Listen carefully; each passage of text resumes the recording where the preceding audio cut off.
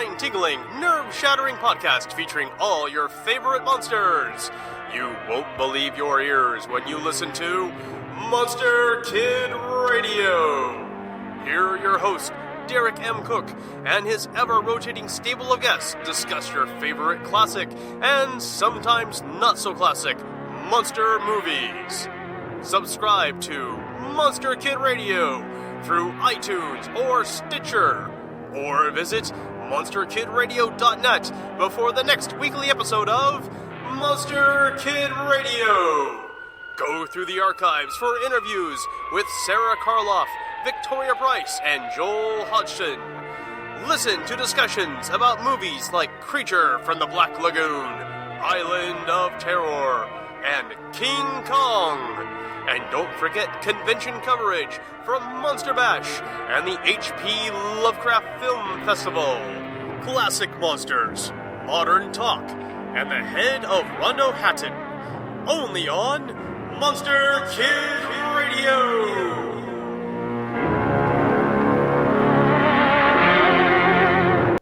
Welcome.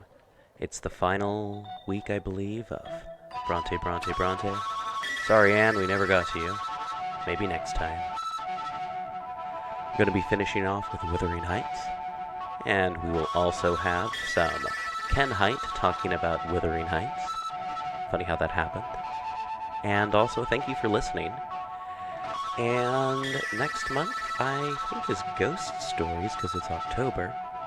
And if you want to help the show, want to know what's going on, you want to be a part of it, you've got some stuff that you want to do, read, whatever, go to pgttcm.com, subscribe where you subscribe to podcasts, tell your friends to subscribe, rate, review, talk about it, contact us, find out how to get some cool stickers, and we'll set you up. So, pgttcm.com, on Facebook as PGTTCM, and Black Clock Audio Tales, also on Instagram as Black Clock Audio Tales, and Twitter, which we don't use that much, as Black Clock Audio Tales, PGTTCM. Thank you again, and yeah, you can also check us out on YouTube, and listen to Monster Kid Radio, and look for me next week at the H.P. Lovecraft Film Festival in Portland, Oregon, at the Hollywood Theater, even though I'll probably be over at the Hollywood Senior Center, doing role-playing game stuff and being on panels. Recording by Ruth Golding. Wuthering Heights by Emily Bronte, Chapter 29.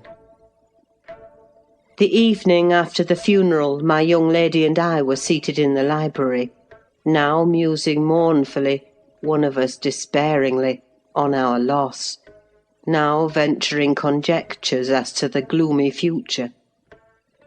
We had just agreed the best destiny which could await Catherine would be a permission to continue resident at the Grange, at least during Linton's life, he being allowed to join her there, and I to remain as housekeeper. That seemed rather too favourable an arrangement to be hoped for, and yet I did hope, and began to cheer up under the prospect of retaining my home and my employment, and, above all, my beloved young mistress, when a servant, one of the discarded ones not yet departed, rushed hastily in and said that devil Heathcliff was coming through the court, should he fasten the door in his face. If we had been mad enough to order that proceeding, we had not time. He made no ceremony of knocking or announcing his name. He was master, and availed himself of the master's privilege to walk straight in without saying a word. The sound of our informant's voice directed him to the library. He entered, and motioning him out, shut the door. It was the same room into which he had been ushered as a guest 18 years before. The same moon shone through the window, and the same autumn landscape lay outside. We had not yet lighted a candle, but all the apartment was visible, even to the portraits on the wall, the splendid head of Mrs. Linton, and the graceful one of her husband. Heathcliff advanced to the hearth. Time had little altered his person either. There was the same man, his dark face rather sallower and more composed, his frame a stone or two heavier perhaps, and no other difference. Catherine had risen with an impulse to dash out when she saw him. "Stop," he said, arresting her by the arm. "No more runnings away. Where would you go? I'm come to fetch you home, and I hope you'll be a dutiful daughter and not encourage my son to further disobedience. I was embarrassed how to punish him when I discovered his part in the business. It's such a cobweb. A pinch would annihilate him. But you'll see by his look that he has received his due. I brought him down one evening the day before yesterday, and just set him in a chair and never touched him afterwards. I sent Hareton out, and we had the room to ourselves. In 2 hours I called Joseph to carry him up again, and since then my presence is as potent on his nerves as a ghost, and I fancy he sees me often, though I am not near. Hareton says he wakes and shrieks in the night by the hour together, and calls you to protect him from me. And whether you like your precious mate or not, you must come. Is your concern now. I yield all my interest in him to you." "Why not let Catherine continue here?" I pleaded, "and send Master Linton to her? As you hate them both, you'd not miss them. There can only be a daily plague to your unnatural heart." "I'm seeking a tenant for the Grange," he answered, "and I want my children about me, to be sure. Besides, that lass owes me her services for her bread. I'm not going to nurture her in luxury and idleness after Linton is gone. Make haste and get ready now, and don't oblige me to compel you." "I shall," said Catherine.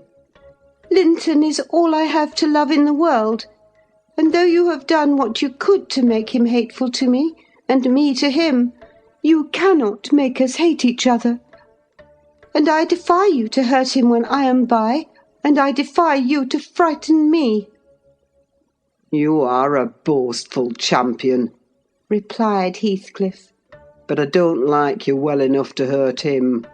You shall get the full benefit of the torment as long as it lasts. It is not I who will make him hateful to you. It is his own sweet spirit. He's as bitter as gall at your desertion and its consequences. Don't expect thanks for this noble devotion. I heard him draw a pleasant picture to Zillah of what he would do if he were as strong as I. The inclination is there, and his very weakness will sharpen his wits to find a substitute for strength." "I know he has a bad nature," said Catherine. "He's your son, but I'm glad I've a better to forgive it. And I know he loves me, and for that reason I love him. Mr. Heathcliff, you have nobody to love you. And however miserable you make us, we shall still have the revenge of thinking that your cruelty arises from your greater misery. You are miserable, are you not? Lonely like the devil, and envious like him? Nobody loves you. Nobody will cry for you when you die. I wouldn't be you." Catherine spoke with a kind of dreary triumph. She seemed to have made up her mind to enter into the spirit of her future family, and draw pleasure from the griefs of her enemies. "You shall be sorry to be yourself presently," said her father-in-law. "if you will stand there another minute. Begone, witch, and get your things." She scornfully withdrew, In her absence, I began to beg for Zilla's place at the Heights, offering to resign mine to her, but he would suffer it on no account. He bid me be silent, and then, for the first time, allowed himself a glance round the room and a look at the pictures. Having studied Mrs. Linton's, he said, I shall have that home, not because I need it, but... He turned abruptly to the fire and continued with what, for lack of a better word, I must call a smile. I'll tell you what I did yesterday. I got the sexton who was digging Linton's grave to remove the earth off her coffin lid, and I opened it. I thought once I would have stayed there. When I saw her face again, it is hers yet. He had hard work to stir me, but he said it would change if the air blew on it, and so I struck one side of the coffin loose and covered it up. Not Linton's side, damn him. I wish he'd been soldered in lead. And I bribed the sexton to pull it away when I'm laid there, and slide mine out too. I'll have it made so. And then, by the time Linton gets to us, he'll not know which is which. "You were very wicked, Mr. Heathcliff," I exclaimed. "Were you not ashamed to disturb the dead?" I disturbed nobody, Nelly, he replied. And I gave some ease to myself. I shall be a great deal more comfortable now, and you will have a better chance of keeping me underground when I get there. Disturbed her? No. She has disturbed me night and day through 18 years, incessantly, remorselessly, till yesternight. And yesternight I was tranquil. I dreamt I was sleeping the last sleep by that sleeper, with my heart stopped and my cheek frozen against hers. "And if she had been dissolved into earth, or worse, what would you have dreamt of then?" I said. Of dissolving with her, and being more happy still, he answered. Do you suppose I dread any change of that sort? I expected such a transformation on raising the lid, but I'm better pleased that it should not commence till I share it. Besides, unless I had received a distinct impression of her passionless features, that strange feeling would hardly have been removed. It began oddly. You know, I was wild after she died, and eternally from dawn to dawn praying her to return to me her spirit. I have a strong faith in ghosts. I have a conviction that they can and do exist among us. The day she was buried, there came a fall of snow. In the evening I went to the churchyard. It blew bleak as winter, all round was solitary. I didn't fear that a fool of a husband would wander up the glen so late, and no one else had business to bring them there. Being alone, and conscious 2 yards of loose earth was the sole barrier between us, I said to myself, I'll have her in my arms again. If she be cold, I'll think it is this north wind that chills me, and if she be motionless, it is sleep. I got a spade from the tool house and began to delve with all my might. It scraped the coffin. I fell to work with my hands. The wood commenced cracking about the screws. I was on the point of attaining my object, when it seemed that I heard a sigh from someone above, close at the edge of the grave, and bending down. "If I can only get this off," I muttered. "I wish they may shovel in the earth over us both." and I wrenched at it more desperately still. There was another sigh close at my ear. I appeared to feel the warm breath of it displacing the sleet-laden wind. I knew no living thing in flesh and blood was by, but as certainly as you perceive the approach to some substantial body in the dark, though it cannot be discerned, so certainly I felt that Cathy was there, not under me, but on the earth. A sudden sense of relief flowed from my heart through every limb. I relinquished my labour of agony, and turned consoled at once, unspeakably consoled. Her presence was with me. It remained while I refilled the grave and led me home. You may laugh if you will, but I was sure I should see her there. I was sure she was with me, and I could not help talking to her.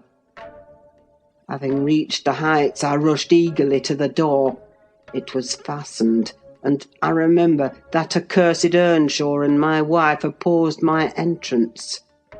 I remember stopping to kick the breath out of him, and then hurrying upstairs to my room and hers. I looked round impatiently. I felt her by me. I could almost see her, and yet I could not. I ought to have sweat blood then from the anguish of my yearning, from the fervour of my supplications, to have but one glimpse. I had not one. She showed herself, as she often was in life, a devil to me. And since then, sometimes more and sometimes less, I've been the sport of that intolerable torture. Infernal! Keeping my nerves at such a stretch that if they had not resembled catgut, they would long ago have relaxed to the feebleness of Linton's. When I sat in the house with Hareton, it seemed that on going out I should meet her. When I walked on the moors, I should meet her coming in. When I went from home, I hastened to return. She must be somewhere at the Heights, I was certain. And when I slept in her chamber, I was beaten out of that. I couldn't lie there. For the moment I closed my eyes, she was either outside the window, or sliding back the panels, or entering the room, or even resting her darling head on the same pillow as she did when a child. And I must open my lids to see. And so I opened and closed them 100 times a night, to be always disappointed. It racked me. I've often groaned aloud till that old rascal Joseph no doubt believed that my conscience was playing the fiend inside of me. Now, since I've seen her, I'm pacified a little. It was a strange way of killing. Not by inches, but by fractions of hairbreadths, to beguile me with the spectre of a hope through 18 years. Mr. Heathcliff paused and wiped his forehead. His hair clung to it wet with perspiration. His eyes were fixed on the red embers of the fire, the brows not contracted but raised next the temples, diminishing the grim aspect of his countenance, but imparting a peculiar look of trouble and a painful appearance of mental tension towards one absorbing subject. He only half addressed me, and I maintained silence. I didn't like to hear him talk. After a short period he resumed his meditation on the picture, took it down and leant it against the sofa to contemplate it at better advantage. And while so occupied, Catherine entered, announcing that she was ready when her pony should be saddled. "Send that over tomorrow," said Heathcliff to me. Then turning to her, he added, "You may do without your pony. It is a fine evening, and you'll need no ponies at Wuthering Heights. For what journeys you take, your own feet will serve you. Come along." "Goodbye, Ellen," whispered my dear little mistress. As she kissed me, her lips felt like ice. "Come and see me, Ellen. Don't forget." "Take care you do no such thing, Mrs. Dean," said her new father. "When I wish to speak to you, I'll come here. I want none of your prying at my house." He signed her to precede him, and casting back a look that cut my heart, she obeyed. I watched them from the window walk down the garden. Heathcliff fixed Catherine's arm under his, though she disputed the act at first, evidently, and with rapid strides he hurried her into the alley whose trees concealed them. End of chapter 29. Recording by Ruth Golding.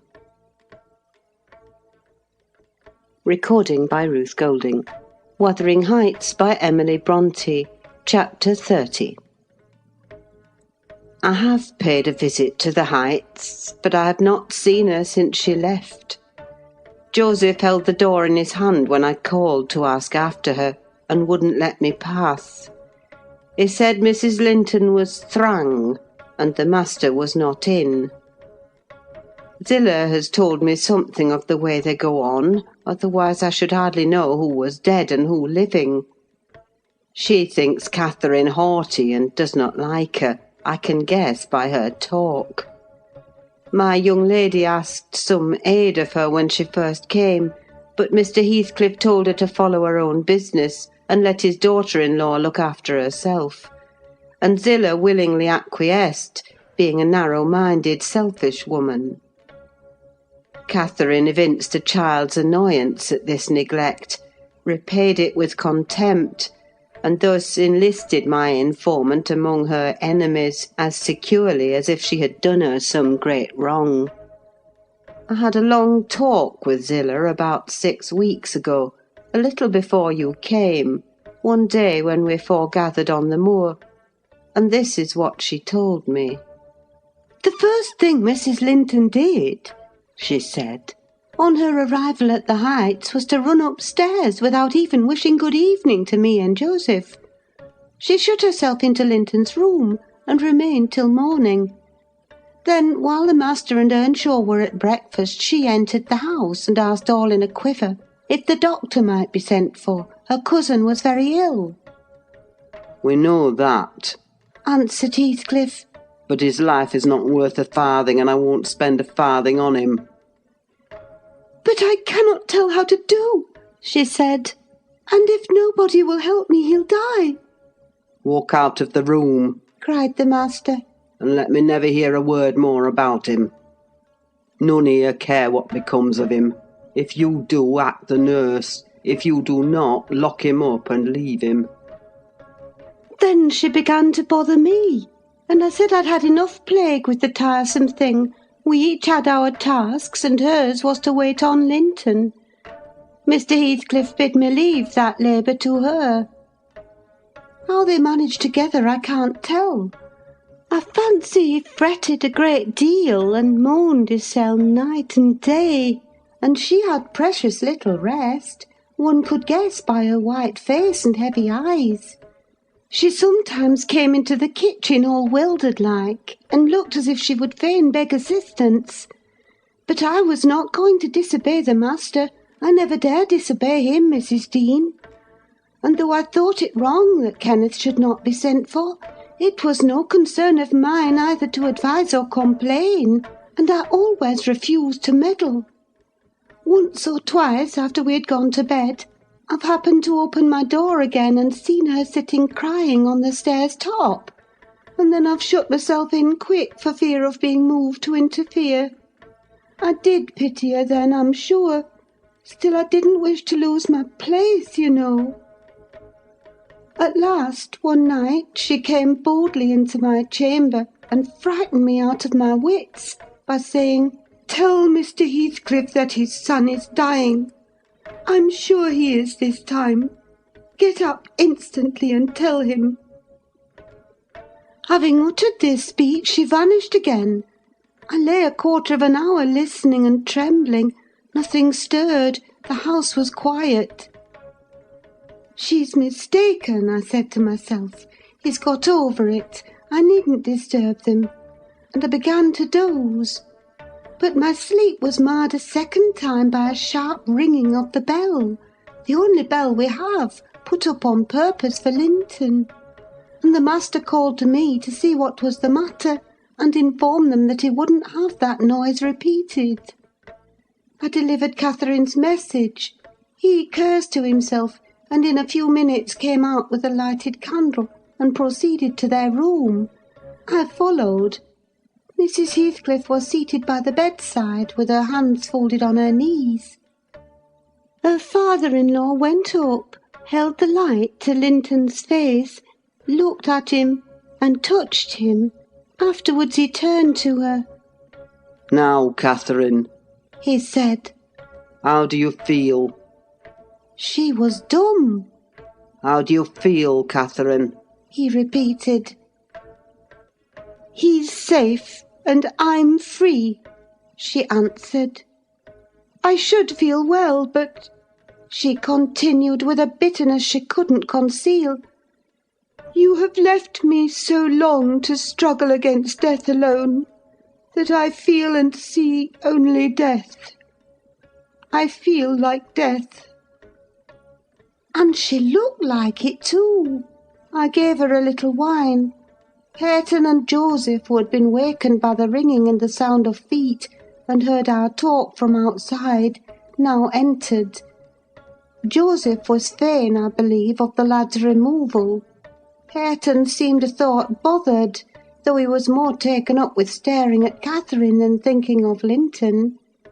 But the master bid him get off to bed again. We didn't want his help. He afterwards made Joseph remove the body to his chamber, and told me to return to mine, and Mrs. Heathcliff remained by herself. In the morning he sent me to tell her she must come down to breakfast. She had undressed and appeared going to sleep, and said she was ill, at which I hardly wondered. I informed Mr. Heathcliff, and he replied, "Well, let her be till after the funeral, and go up now and then to get her what is needful, and as soon as she seems better, tell me." Cathy stayed upstairs a fortnight, according to Zillah, who visited her twice a day, and would have been rather more friendly, but her attempts at increasing kindness were proudly and promptly repelled. Heathcliff went up once to show her Linton's will. He had bequeathed the whole of his, and what had been her, movable property, to his father. The poor creature was threatened or coaxed into that act during her week's absence, when his uncle died. The lands, being a minor, he could not meddle with. However, Mr. Heathcliff has claimed and kept them in his wife's right, and his also, I suppose legally.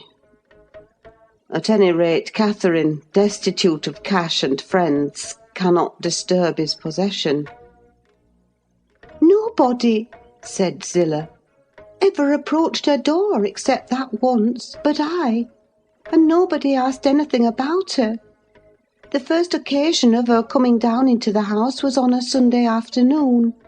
She had cried out, when I carried up her dinner, that she couldn't bear any longer being in the cold, and I told her the master was going to Thrushcross Grange, and Earnshaw and I needn't hinder her from descending. So as soon as she heard Heathcliff's horse trot off, she made her appearance, donned in black, and her yellow curls combed back behind her ears as plain as a Quaker, She couldn't comb them out. Joseph and I generally go to chapel on Sundays.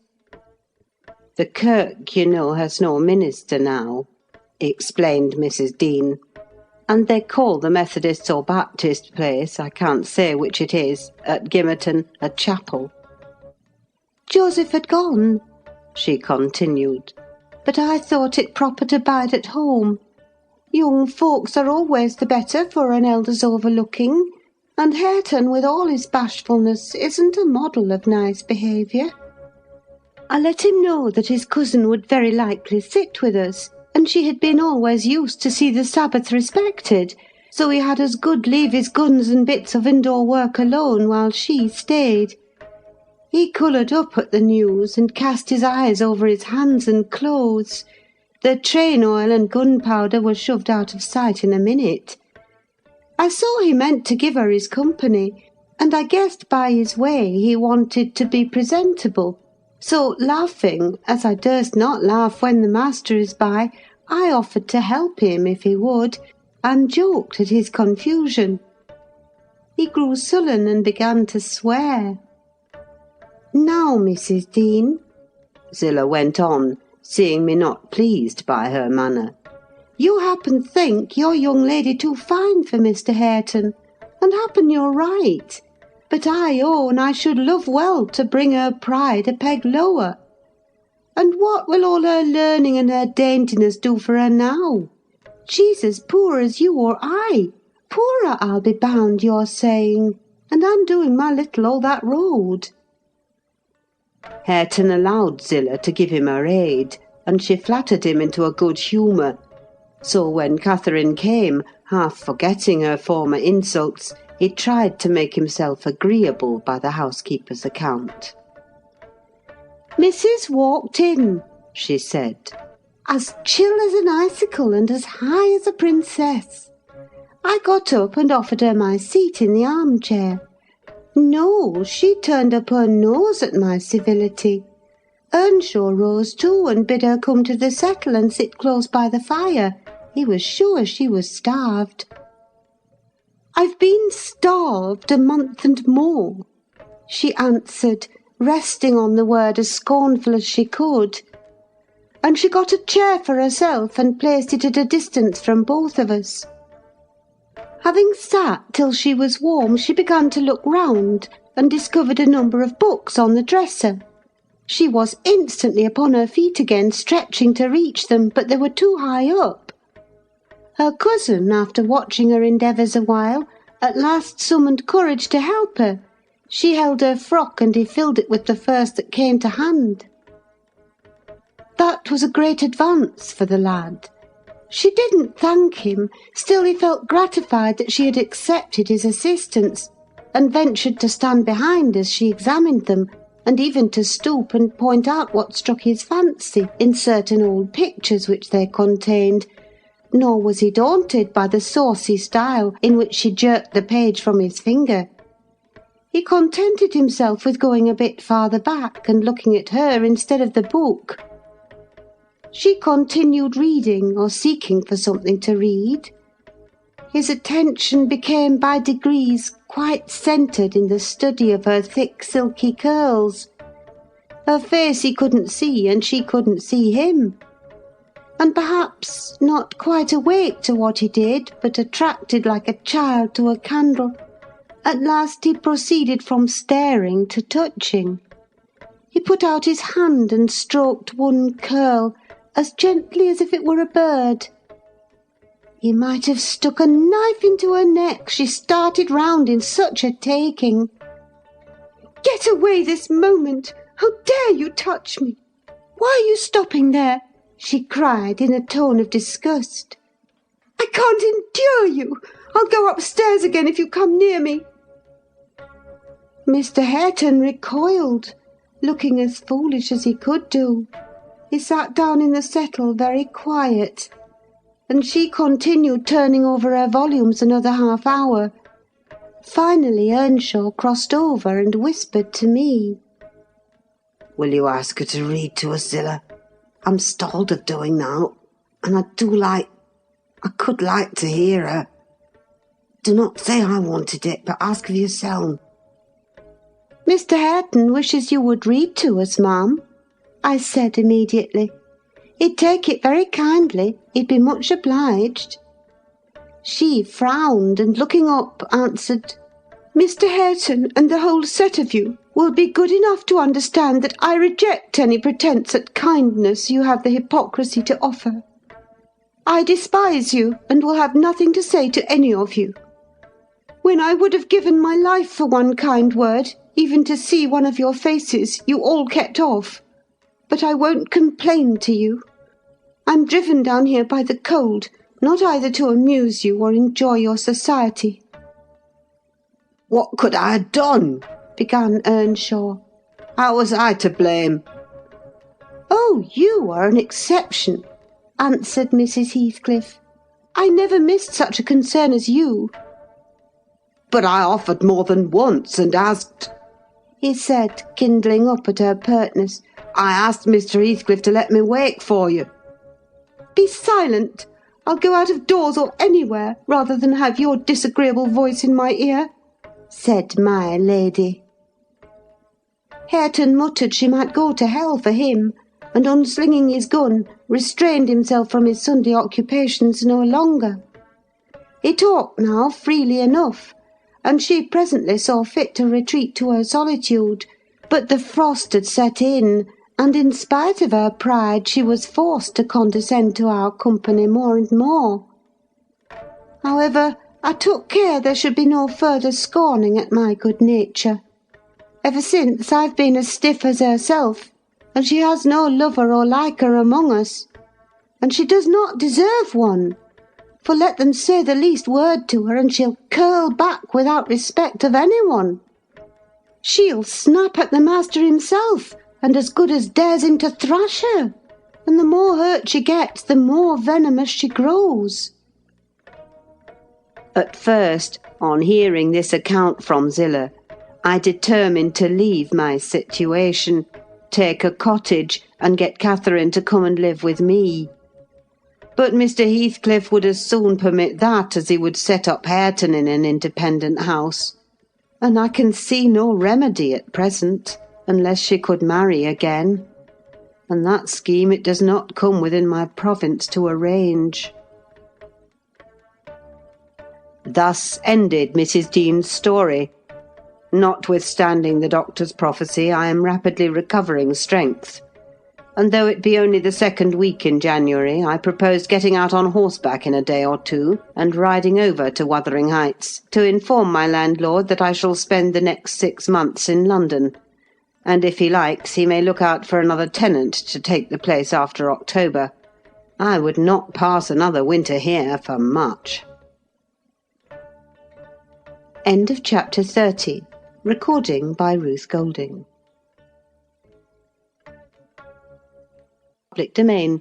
Recording by Ruth Golding. Wuthering Heights by Emily Bronte. Chapter 31. Yesterday was bright, calm, and frosty. I went to the Heights as I proposed. My housekeeper entreated me to bear a little note from her to her young lady, and I did not refuse, for the worthy woman was not conscious of anything odd in her request. The front door stood open, but the jealous gate was fastened as at my last visit. I knocked and invoked Earnshaw from among the garden beds. He unchained it, and I entered. The fellow is as handsome a rustic as need be seen. I took particular notice of him this time, but then he does his best apparently to make the least of his advantages. I asked if Mr. Heathcliff were at home. He answered no, but he would be in at dinner-time. It was 11 o'clock, and I announced my intention of going in and waiting for him, at which he immediately flung down his tools and accompanied me in the office of watchdog, not as a substitute for the host. We entered together. Catherine was there, making herself useful in preparing some vegetables for the approaching meal. She looked more sulky and less spirited than when I had seen her first. She hardly raised her eyes to notice me, and continued her employment with the same disregard to common forms of politeness as before, never returning my bow and good morning by the slightest acknowledgment. She does not seem so amiable, I thought, as Mrs. Dean would persuade me to believe. She's a beauty, it is true, but not an angel. Earnshaw surlily bid her remove her things to the kitchen. "Remove them yourself," she said, pushing them from her as soon as she had done, and retiring to a stool by the window, where she began to carve figures of birds and beasts out of the turnip parings in her lap. I approached her, pretending to desire a view of the garden, and, as I fancied, adroitly dropped Mrs. Dean's note onto her knee, unnoticed by Hareton, but she asked aloud, "What is that?" and chucked it off. "A letter from your old acquaintance, the housekeeper at the Grange," I answered, annoyed at her exposing my kind deed, and fearful lest it should be imagined a missive of my own. She would gladly have gathered it up at this information, but Hareton beat her. He seized and put it in his waistcoat, saying Mr. Heathcliff should look at it first. Thereat Catherine silently turned her face from us, and very stealthily drew out her pocket-handkerchief and applied it to her eyes. And her cousin, after struggling a while to keep down his softer feelings, pulled out the letter and flung it on the floor beside her as ungraciously as he could. Catherine caught and perused it eagerly. Then she put a few questions to me concerning the inmates, rational and irrational, of her former home, and gazing towards the hills, murmured in soliloquy, "I should like to be riding Minnie down there. I should like to be climbing up there. Oh, I'm tired. I'm stalled, Hareton." And she leant her pretty head back against the sill with half a yawn and half a sigh, and lapsed into an aspect of abstracted sadness, neither caring nor knowing whether we remarked her. "Mrs. Heathcliff," I said, after sitting some time mute, "you are not aware that I am an acquaintance of yours? So intimate that I think it strange you won't come and speak to me. My housekeeper never wearies of talking about and praising you, and she'll be greatly disappointed if I return with no news of or from you, except that you received her letter and said nothing." She appeared to wonder at this speech, and asked, "Does Ellen like you?" "Yes, very well," I replied hesitatingly. "You must tell her," she continued, "that I would answer her letter, but I have no materials for writing. Not even a book from which I might tear a leaf." "No books!" I exclaimed. "How do you contrive to live here without them, if I may take the liberty to inquire? Though provided with a large library, I am frequently very dull at the Grange. Take my books away and I should be desperate." "I was always reading when I had them," said Catherine. "And Mr. Heathcliff never reads, so he took it into his head to destroy my books. I have not had a glimpse of one for weeks. Only once I searched through Joseph's store of theology, to his great irritation. And once, Hareton, I came upon a secret stock in your room, some Latin and Greek, and some tales and poetry. All old friends. I brought the last here, and you gathered them as a magpie gathers silver spoons for the mere love of stealing. They are of no use to you, or else you concealed them in the bad spirit that, as you cannot enjoy them, nobody else shall. Perhaps your envy counselled Mr. Heathcliff to rob me of my treasures. But I've most of them written on my brain and printed in my heart, and you cannot deprive me of those." Earnshaw blushed crimson when his cousin made this revelation of his private literary accumulations, and stammered an indignant denial of her accusations. Mr. Hareton is desirous of increasing his amount of knowledge, I said, coming to his rescue. He is not envious, but emulous of your attainments. He'll be a clever scholar in a few years. And he wants me to sink into a dunce meantime, answered Catherine. Yes, I hear him trying to spell and read to himself, and pretty blunders he makes. I wish you would repeat Chevy Chase as you did yesterday. It was extremely funny. I heard you, and I heard you turning over the dictionary to seek out the hard words, and then cursing because you couldn't read their explanations. The young man evidently thought it too bad that he should be laughed at for his ignorance, and then laughed at for trying to remove it. I had a similar notion, and remembering Mrs. Dean's anecdote of his first attempt at enlightening the darkness in which he had been reared, I observed, "But, Mrs. Heathcliff, we have each had a commencement, and each stumbled and tottered on the threshold. Had our teachers scorned instead of aiding us, we should stumble and totter yet." "Oh," she replied, "I don't wish to limit his acquirements. Still he has no right to appropriate what is mine, and make it ridiculous to me with his vile mistakes and mispronunciations. Those books, both prose and verse, are consecrated to me by other associations, and I hate to have them debased and profaned in his mouth. Besides of all, he has selected my favourite pieces that I love the most to repeat, as if out of deliberate malice." Hareton's chest heaved in silence a minute. He laboured under a severe sense of mortification and wrath, which it was no easy task to suppress. I rose, and from a gentlemanly idea of relieving his embarrassment, took up my station in the doorway, surveying the external prospect as I stood. He followed my example and left the room, but presently reappeared, bearing 6 volumes in his hands, which he threw into Catherine's lap, exclaiming, "Take them! I never want to hear or read or think of them again." "I won't have them now," she answered. "I shall connect them with you and hate them." She opened one that had obviously been often turned over, and read a portion in the drawling tone of a beginner, then laughed and threw it from her. "And listen," she continued provokingly, commencing a verse of an old ballad in the same fashion. But his self-love would endure no further torment. I heard, and not altogether disapprovingly, a manual check given to her saucy tongue.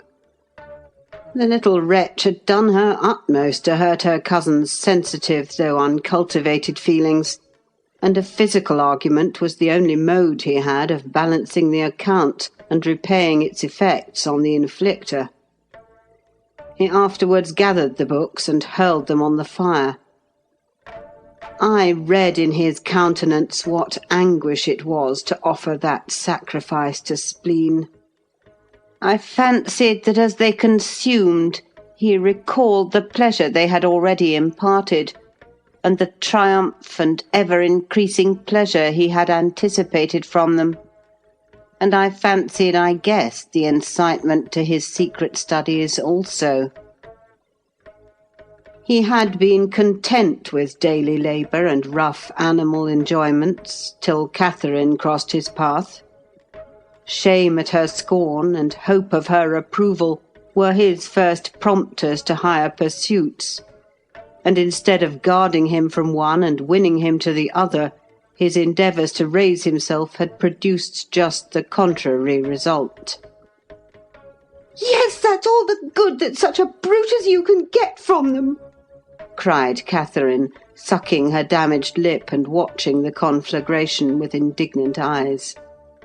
"You'd better hold your tongue now," he answered fiercely, and his agitation precluded further speech. He advanced hastily to the entrance, where I made way for him to pass.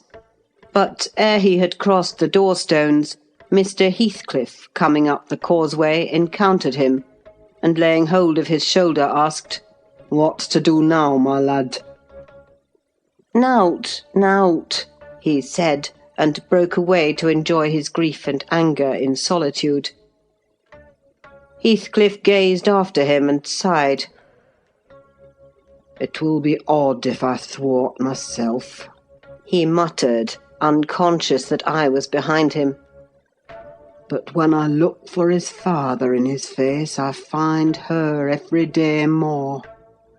How the devil is he so like? I can hardly bear to see him."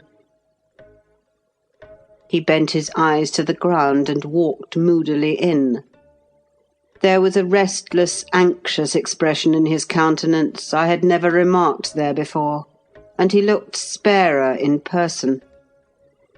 His daughter-in-law, on perceiving him through the window, immediately escaped to the kitchen, so that I remained alone. "I'm glad to see you out of doors again, Mr. Lockwood," he said in reply to my greeting. "From selfish motives, partly. I don't think I could readily supply your loss in this desolation. I've wondered more than once what brought you here." "An idle whim, I fear, sir," was my answer. "Or else an idle whim is going to spirit me away. I shall set out for London next week, and I must give you warning that I feel no disposition to retain Thrushcross Grange beyond the 12 months I agreed to rent it. I believe I shall not live there any more." "Oh, indeed, you're tired of being banished from the world, are you?" he said. "But if you be coming to plead off paying for a place you won't occupy, your journey is useless.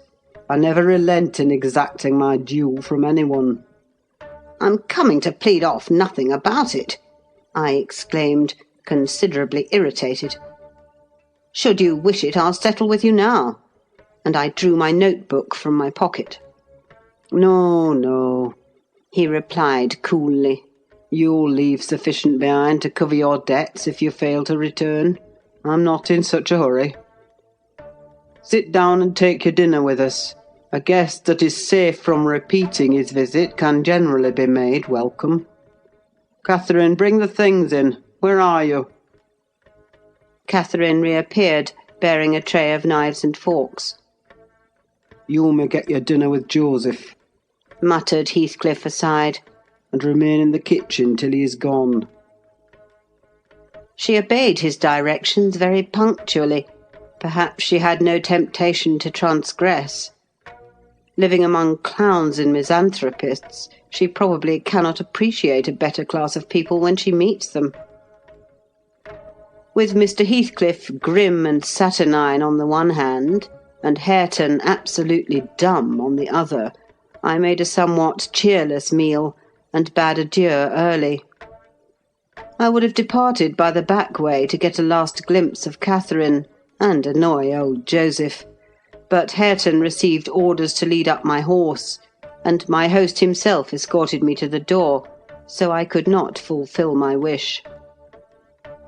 How dreary life gets over in that house, I reflected while riding down the road.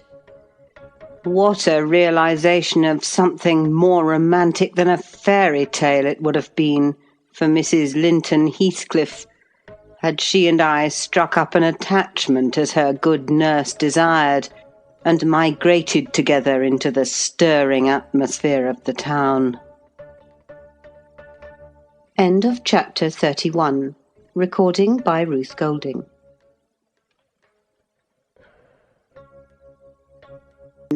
Recording by Ruth Golding. Wuthering Heights by Emily Brontë. Chapter 32. 1802. This September I was invited to devastate the moors of a friend in the north, and on my journey to his abode I unexpectedly came within 15 miles of Gimmerton. The ostler at a roadside public house was holding a pail of water to refresh my horses, when a cart of very green oats, newly reaped, passed by, and he remarked, "Yon's for a Gimmerton, eh? They're allus 3 week after other folk with their harvest." "Gimmerton?" I repeated. My residence in that locality had already grown dim and dreamy. "Ah, I know. How far is it from this?" "Happen 14 mile o'er the hills and a rough road," he answered. A sudden impulse seized me to visit Thrushcross Grange. It was scarcely noon, and I conceived that I might as well pass the night under my own roof as in an inn. Besides, I could spare a day easily to arrange matters with my landlord, and thus save myself the trouble of invading the neighbourhood again. Having rested a while, I directed my servant to inquire the way to the village, and with great fatigue to our beasts, we managed the distance in some 3 hours. I left him there, and proceeded down the valley alone. The grey church looked greyer, and the lonely churchyard lonelier. I distinguished a moor sheep cropping the short turf on the graves. It was sweet, warm weather, too warm for travelling, but the heat did not hinder me from enjoying the delightful scenery above and below. Had I seen it nearer August, I'm sure it would have tempted me to waste a month among its solitudes. In winter, nothing more dreary. In summer, nothing more divine than those glens shut in by hills, and those bluff, bold swells of heath. I reached the Grange before sunset, and knocked for admittance, but the family had retreated into the back premises, I judged, by one thin blue wreath curling from the kitchen chimney, and they did not hear. I rode into the court. Under the porch a girl of 9 or 10 sat knitting, and an old woman reclined on the house steps, smoking a meditative pipe. "Is Mrs. Dean within?" I demanded of the dame. "Mistress Dean? "Nay," she answered. She doesn't bide here, she's up at Heights." "Are you the housekeeper, then?" I continued. I'll keep house," she replied. "Well, I'm Mr. Lockwood, the master. Are there any rooms to lodge me in, I wonder? I wish to stay all night." "Master?" she cried in astonishment. "Wait, whoever knew ya were coming? Ya should ha' sent word. There's nowt nor dry nor mensful about place, nowt there isn't." She threw down her pipe and bustled in. The girl followed, and I entered too. Soon perceiving that her report was true, and moreover that I had almost upset her wits by my unwelcome apparition, I bade her be composed. I would go out for a walk, and meantime she must try to prepare a corner of a sitting-room for me to sup in, and a bedroom to sleep in.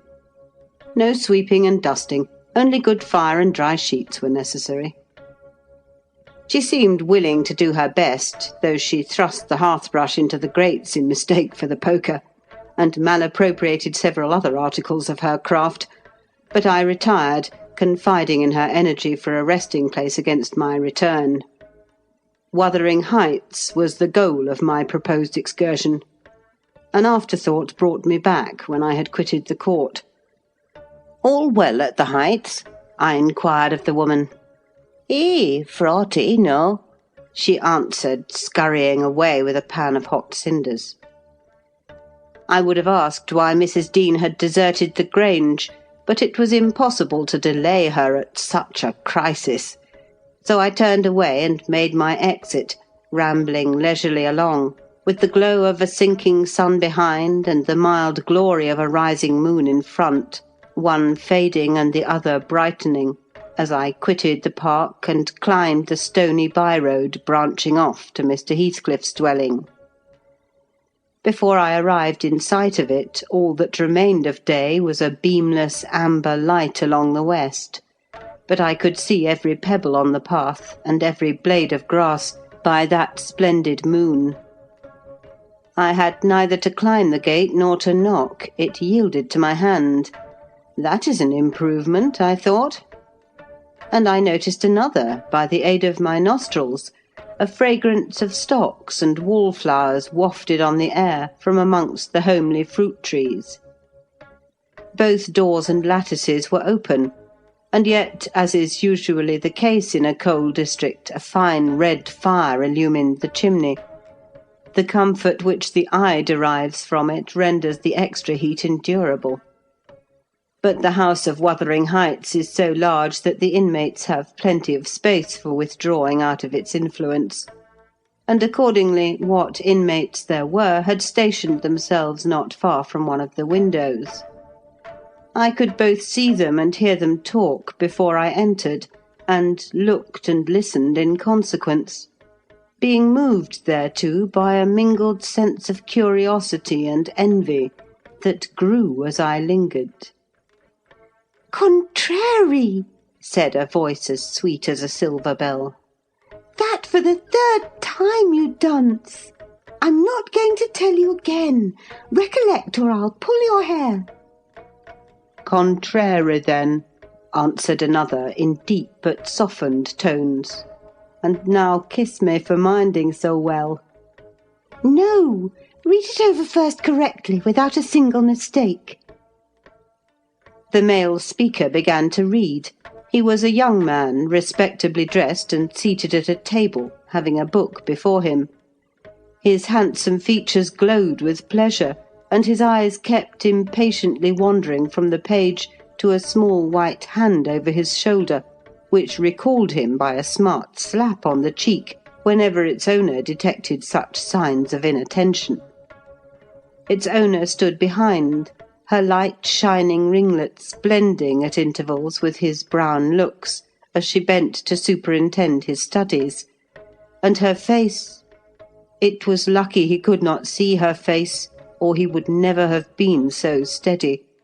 I could, and I bit my lip in spite at having thrown away the chance I might have had of doing something besides staring at its smiting beauty. The task was done, not free from further blunders, but the pupil claimed a reward and received at least 5 kisses, which, however, he generously returned.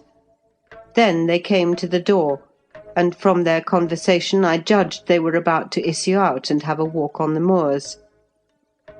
I supposed I should be condemned in Hareton Earnshaw's heart, if not by his mouth, to the lowest pit in the infernal regions, if I showed my unfortunate person in his neighbourhood then, and feeling very mean and malignant, I skulked round to seek refuge in the kitchen. There was unobstructed admittance on that side also, and at the door sat my old friend Nellie Dean, sewing and singing a song, which was often interrupted from within by harsh words of scorn and intolerance, uttered in far from musical accents. "I'd rather by the half-heaven swearing in me lugs from morn to night nor hearken ye our siver," said the tenant of the kitchen in answer to an unheard speech of Nellie's. "It's a blazing shame that I cannot open t' blessed book but ye set up them glories of Saturn, and all the flaysome wickednesses that ever were born into the world. Oh, you're a rate nowt, and shoes another, and that poor lad'll be lost atween ye. Poor lad," he added with a groan. "He's witched, I'm sartin on. Oh, Lord, judge 'em, for there's neither law nor justice among where rulers." "No, or we should be sitting in flaming faggots, I suppose," retorted the singer. "But wisht, old man, and read your Bible like a Christian, and never mind me. This is Fairy Annie's wedding, a bonny tune, it goes to a dance." Mrs. Dean was about to recommence when I advanced, and recognising me directly, she jumped to her feet, crying, "Why, bless you, Mr. Lockwood! How could you think of returning in this way? All shut up at Thrushcross Grange. You should have given us notice." "I've arranged to be accommodated there for as long as I shall stay," I answered. "I depart again tomorrow. And how are you transplanted here, Mrs. Dean? Tell me that." "Zillah left, and Mr. Heathcliff wished me to come soon after you went to London, and stay till you returned. But step in, pray. Have you walked from Gimmerton this evening?" "From the Grange," I replied. "And while they make me lodging room there, I want to finish my business with your master, because I don't think of having another opportunity in a hurry." "What business, sir?"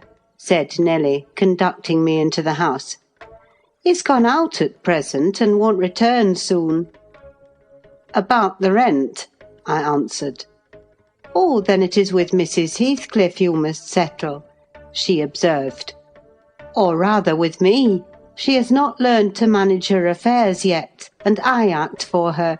There's nobody else." I looked surprised. "Ah, you have not heard of Heathcliff's death, I see," she continued. "Heathcliff dead?" I exclaimed, astonished. "How long ago?" "3 months since. But sit down and let me take your hat, and I'll tell you all about it. Stop, you have had nothing to eat, have you?" "I want nothing. I have ordered supper at home. You sit down too." "I never dreamt of his dying. Let me hear how it came to pass. You say you don't expect them back for some time, the young people?" "No, I have to scold them every evening for their late rambles, but they don't care for me. At least have a drink of our old ale. It will do you good. You seem weary." She hastened to fetch it before I could refuse, and I heard Joseph asking whether "it warn't a crying scandal that she should have followers at her time of life, and then to get them jocks out of master's cellar. He fair shamed to bide still and see it." She did not stay to retaliate, but re-entered in a minute, bearing a reaming silver pint, whose contents I lauded with becoming earnestness. And afterwards she furnished me with the sequel of Heathcliff's history. He had a queer end, as she expressed it. "I was summoned to Wuthering Heights within a fortnight of your leaving us," she said, "and I obeyed joyfully for Catherine's sake. My first interview with her grieved and shocked me. She had altered so much since our separation. Mr. Heathcliff did not explain his reasons for taking a new mind about my coming here. He only told me he wanted me, and he was tired of seeing Catherine. I must make the little parlour my sitting-room, and keep her with me. It was enough if he were obliged to see her once or twice a day. She seemed pleased at this arrangement, and by degrees I smuggled over a great number of books and other articles that had formed her amusement at the Grange, and flattered myself we should get on in tolerable comfort. The delusion did not last long. Catherine, contented at first, in a brief space grew irritable and restless. For one thing, she was forbidden to move out of the garden, and it fretted her sadly to be confined to its narrow bounds as spring drew on. For another, in following the house, I was forced to quit her frequently, and she complained of loneliness. She preferred quarrelling with Joseph in the kitchen to sitting at peace in her solitude.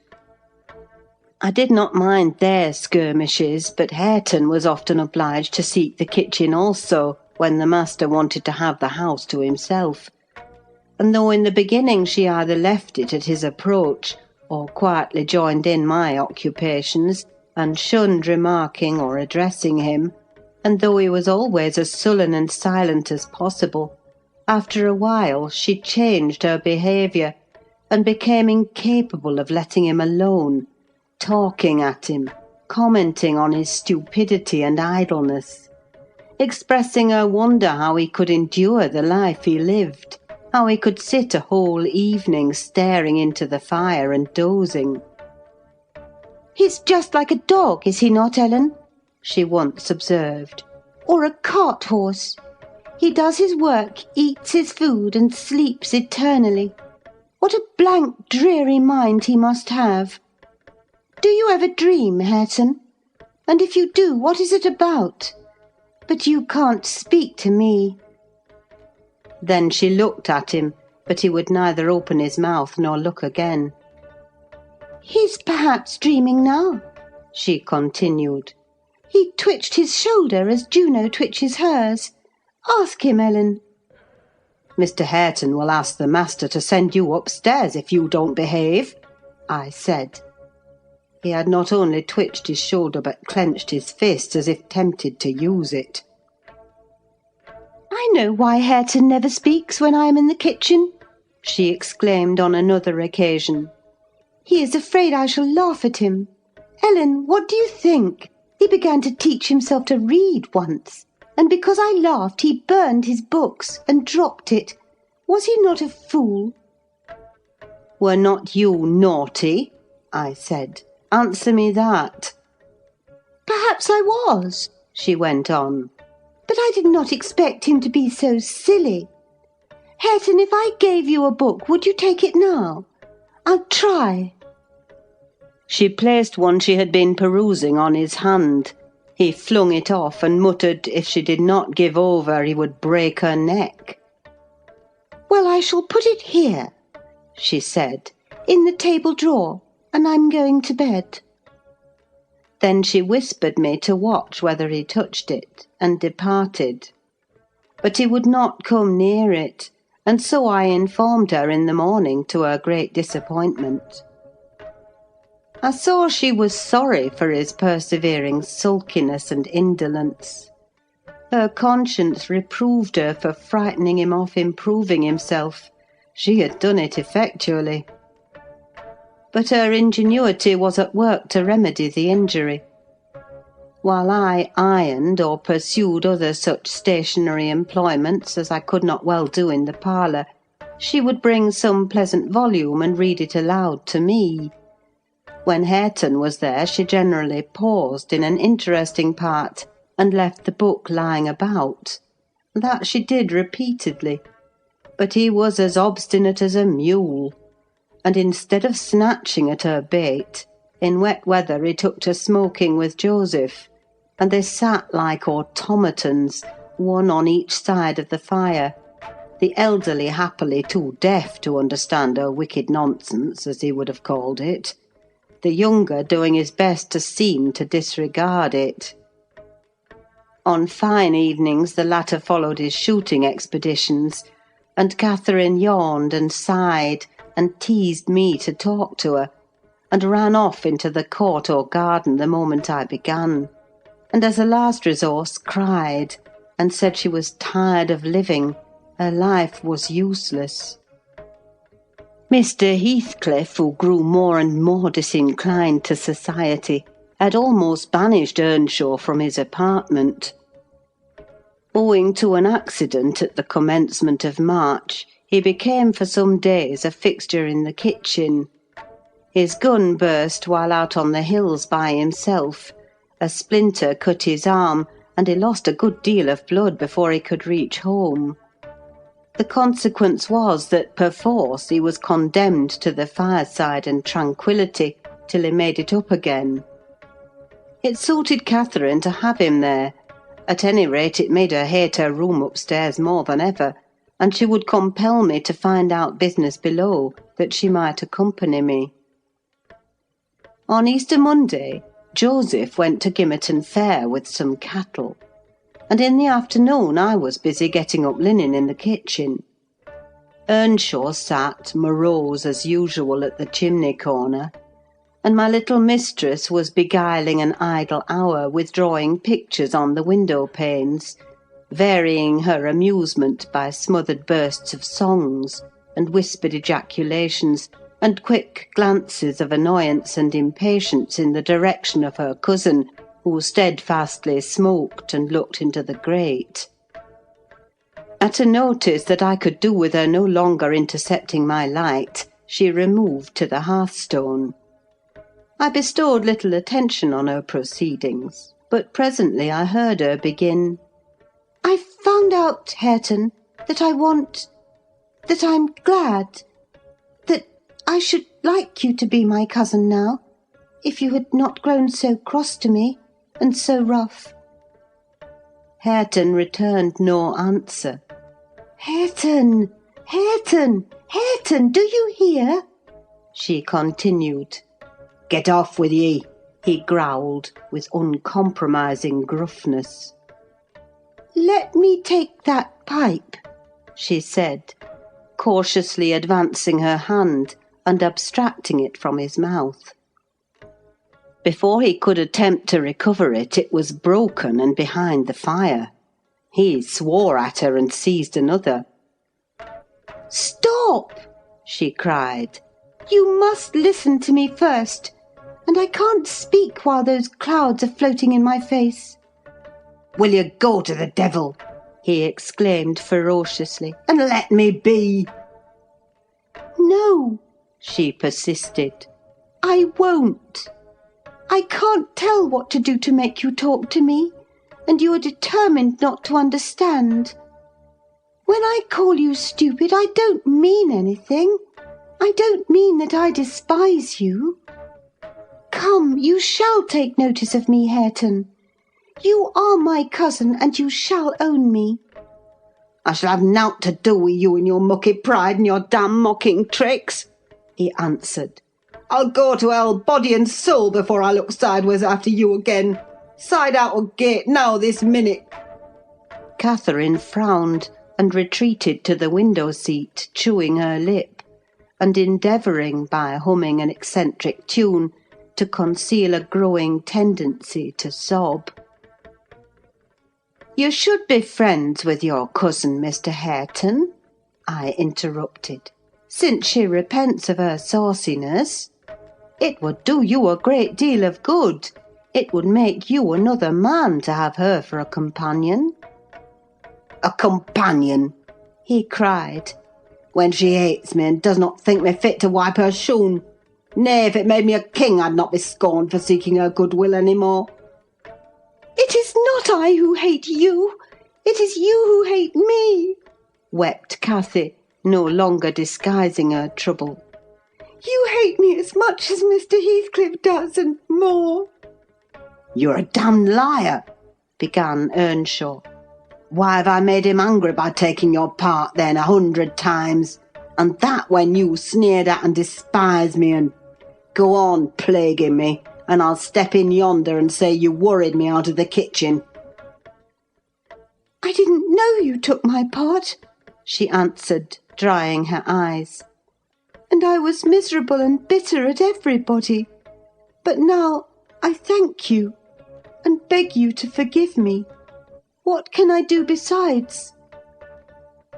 She returned to the hearth and frankly extended her hand. He blackened and scowled like a thundercloud, and kept his fists resolutely clenched and his gaze fixed on the ground. Catherine, by instinct, must have divined it was obdurate perversity and not dislike that prompted this dogged conduct, for, after remaining an instant undecided, she stooped and impressed on his cheek a gentle kiss. The little rogue thought I had not seen her, and drawing back, she took her former station by the window, quite demurely. I shook my head reprovingly, and then she blushed and whispered, "Well, what should I have done, Ellen? He wouldn't shake hands, and he wouldn't look. I must show him some way that I like him, that I want to be friends." Whether the kiss convinced Hareton, I cannot tell. He was very careful, for some minutes, that his face should not be seen, and when he did raise it, he was sadly puzzled where to turn his eyes. Catherine employed herself in wrapping a handsome book neatly in white paper, and having tied it with a bit of ribbon and addressed it to Mr. Hareton Earnshaw, she desired me to be her ambassadress and convey the present to its destined recipient. "And tell him, if he'll take it, I'll come and teach him to read it right," she said. "And if he refuse it, I'll go upstairs and never tease him again." I carried it and repeated the message, anxiously watched by my employer. Hareton would not open his fingers, so I laid it on his knee. He did not strike it off either. I returned to my work. Catherine leant her head and arms on the table till she heard the slight rustle of the covering being removed. Then she stole away and quietly seated herself beside her cousin. He trembled and his face glowed. All his rudeness and all his surly harshness had deserted him. He could not summon courage at first to utter a syllable in reply to her questioning look and her murmured petition. "Say you forgive me, Hareton, do! You can make me so happy by speaking that little word." He muttered something inaudible. "And you'll be my friend?" added Catherine interrogatively. "Nay, you'll be ashamed of me every day of your life," he answered. "And the more ashamed, the more you know me, and I cannot bide it." "So you won't be my friend?" she said, smiling as sweet as honey, and creeping close up. I overheard no further distinguishable talk, but on looking round again, I perceived two such radiant countenances bent over the page of the accepted book, that I did not doubt the treaty had been ratified on both sides, and the enemies were thenceforth sworn allies. The work they studied was full of costly pictures, and those and their position had charm enough to keep them unmoved till Joseph came home. He, poor man, was perfectly aghast at the spectacle of Catherine seated on the same bench with Hareton Earnshaw, leaning her hand on his shoulder, and confounded at his favourite's endurance of her proximity. It affected him too deeply to allow an observation on the subject that night. His emotion was only revealed by the immense sighs he drew as he solemnly spread his large Bible on the table and overlaid it with dirty banknotes from his pocket-book, the produce of the day's transactions. At length he summoned Hareton from his seat. "Tak these into maister, lad," he said, "and bide there. I's gang up to my own ram. This oil's neither mensful nor seemly for us. We mun side out and search another." "Come, Catherine," I said, "we must side out too. I've done my ironing. Are you ready to go?" "It is not 8 o'clock," she answered, rising unwillingly. "Hareton, I'll leave this book upon the chimney-piece, and I'll bring some more to-morrow." "Ony books that you leave I shall tak into house," said Joseph, "and it'll be mitch if you find 'em again, so you may please yourseln." Cathy threatened that his library should pay for hers, and, smiling as she passed Hareton, went singing upstairs, lighter of heart, I venture to say, than ever she had been under that roof before, except, perhaps, during her earliest visits to Linton. The intimacy thus commenced grew rapidly, though it encountered temporary interruptions. Earnshaw was not to be civilised with a wish, and my young lady was no philosopher and no paragon of patience. But both their minds tending to the same point, one loving and desiring to esteem, and the other loving and desiring to be esteemed, they contrived in the end to reach it. You see, Mr. Lockwood, it was easy enough to win Mrs. Heathcliff's heart. But now I'm glad you did not try. The crown of all my wishes will be the union of those two. I shall envy no one on their wedding day. There won't be a happier woman than myself in England. End of chapter 32. Recording by Ruth Golding.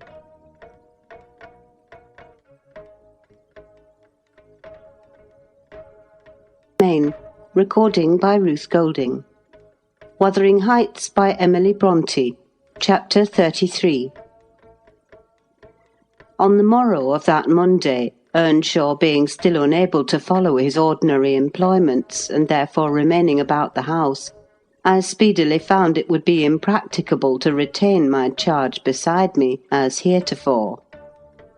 She got downstairs before me and out into the garden, where she had seen her cousin performing some easy work, and when I went to bid them come to breakfast, I saw she had persuaded him to clear a large space of ground from currant and gooseberry bushes, and they were busy planning together an importation of plants from the Grange. I was terrified at the devastation which had been accomplished in a brief half-hour. The black currant trees were the apple of Joseph's eye, and she had just fixed her choice of flower-bed in the midst of them. "There! That will be all shown to the master," I exclaimed, "the minute it is discovered. And what excuse have you to offer for taking such liberties with the garden? We shall have a fine explosion on the head of it, see if we don't. Mr. Hareton, I wonder you should have no more wit than to go and make that mess at her bidding." "I'd forgotten they were Joseph's," answered Earnshaw, rather puzzled. "But I'll tell him I did it." We always ate our meals with Mr. Heathcliff. I held the mistress's post in making tea and carving, so I was indispensable at table. Catherine usually sat by me, but to-day she stole nearer to Hareton, and I presently saw she would have no more discretion in her friendship than she had in her hostility. "Now mind you don't talk with and notice your cousin too much," were my whispered instructions as we entered the room. "It will certainly annoy Mr. Heathcliff, and he'll be mad at you both." "I'm not going to," she answered. The minute after, she had sidled to him and was sticking primroses in his plate of porridge.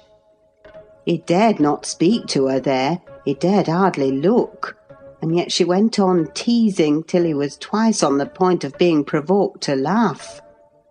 I frowned, and then she glanced towards the master, whose mind was occupied on other subjects than his company, as his countenance evinced, and she grew serious for an instant, scrutinising him with deep gravity.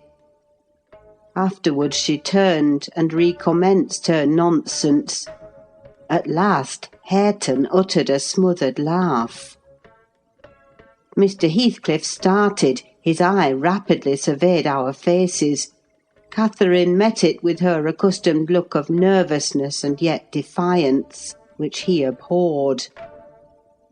"It is well you are out of my reach," he exclaimed. "What fiend possesses you to stare back at me continually with those infernal eyes? Down with them, and don't remind me of your existence again. I thought I had cured you of laughing."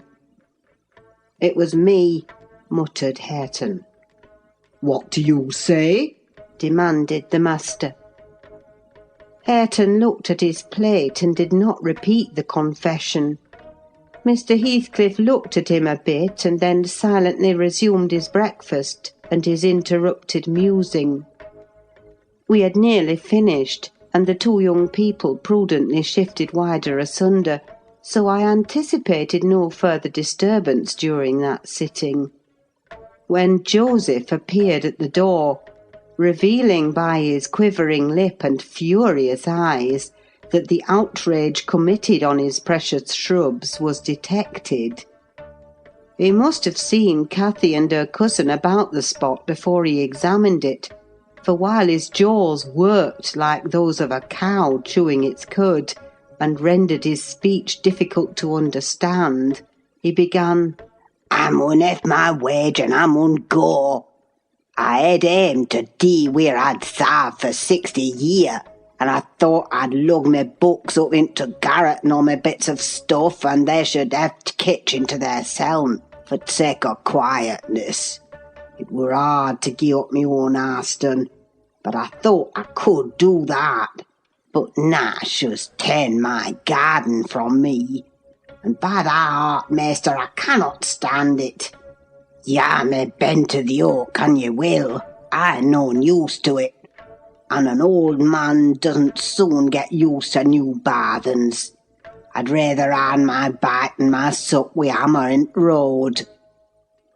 Now, idiot, interrupted Heathcliff. cut it short. What's your grievance?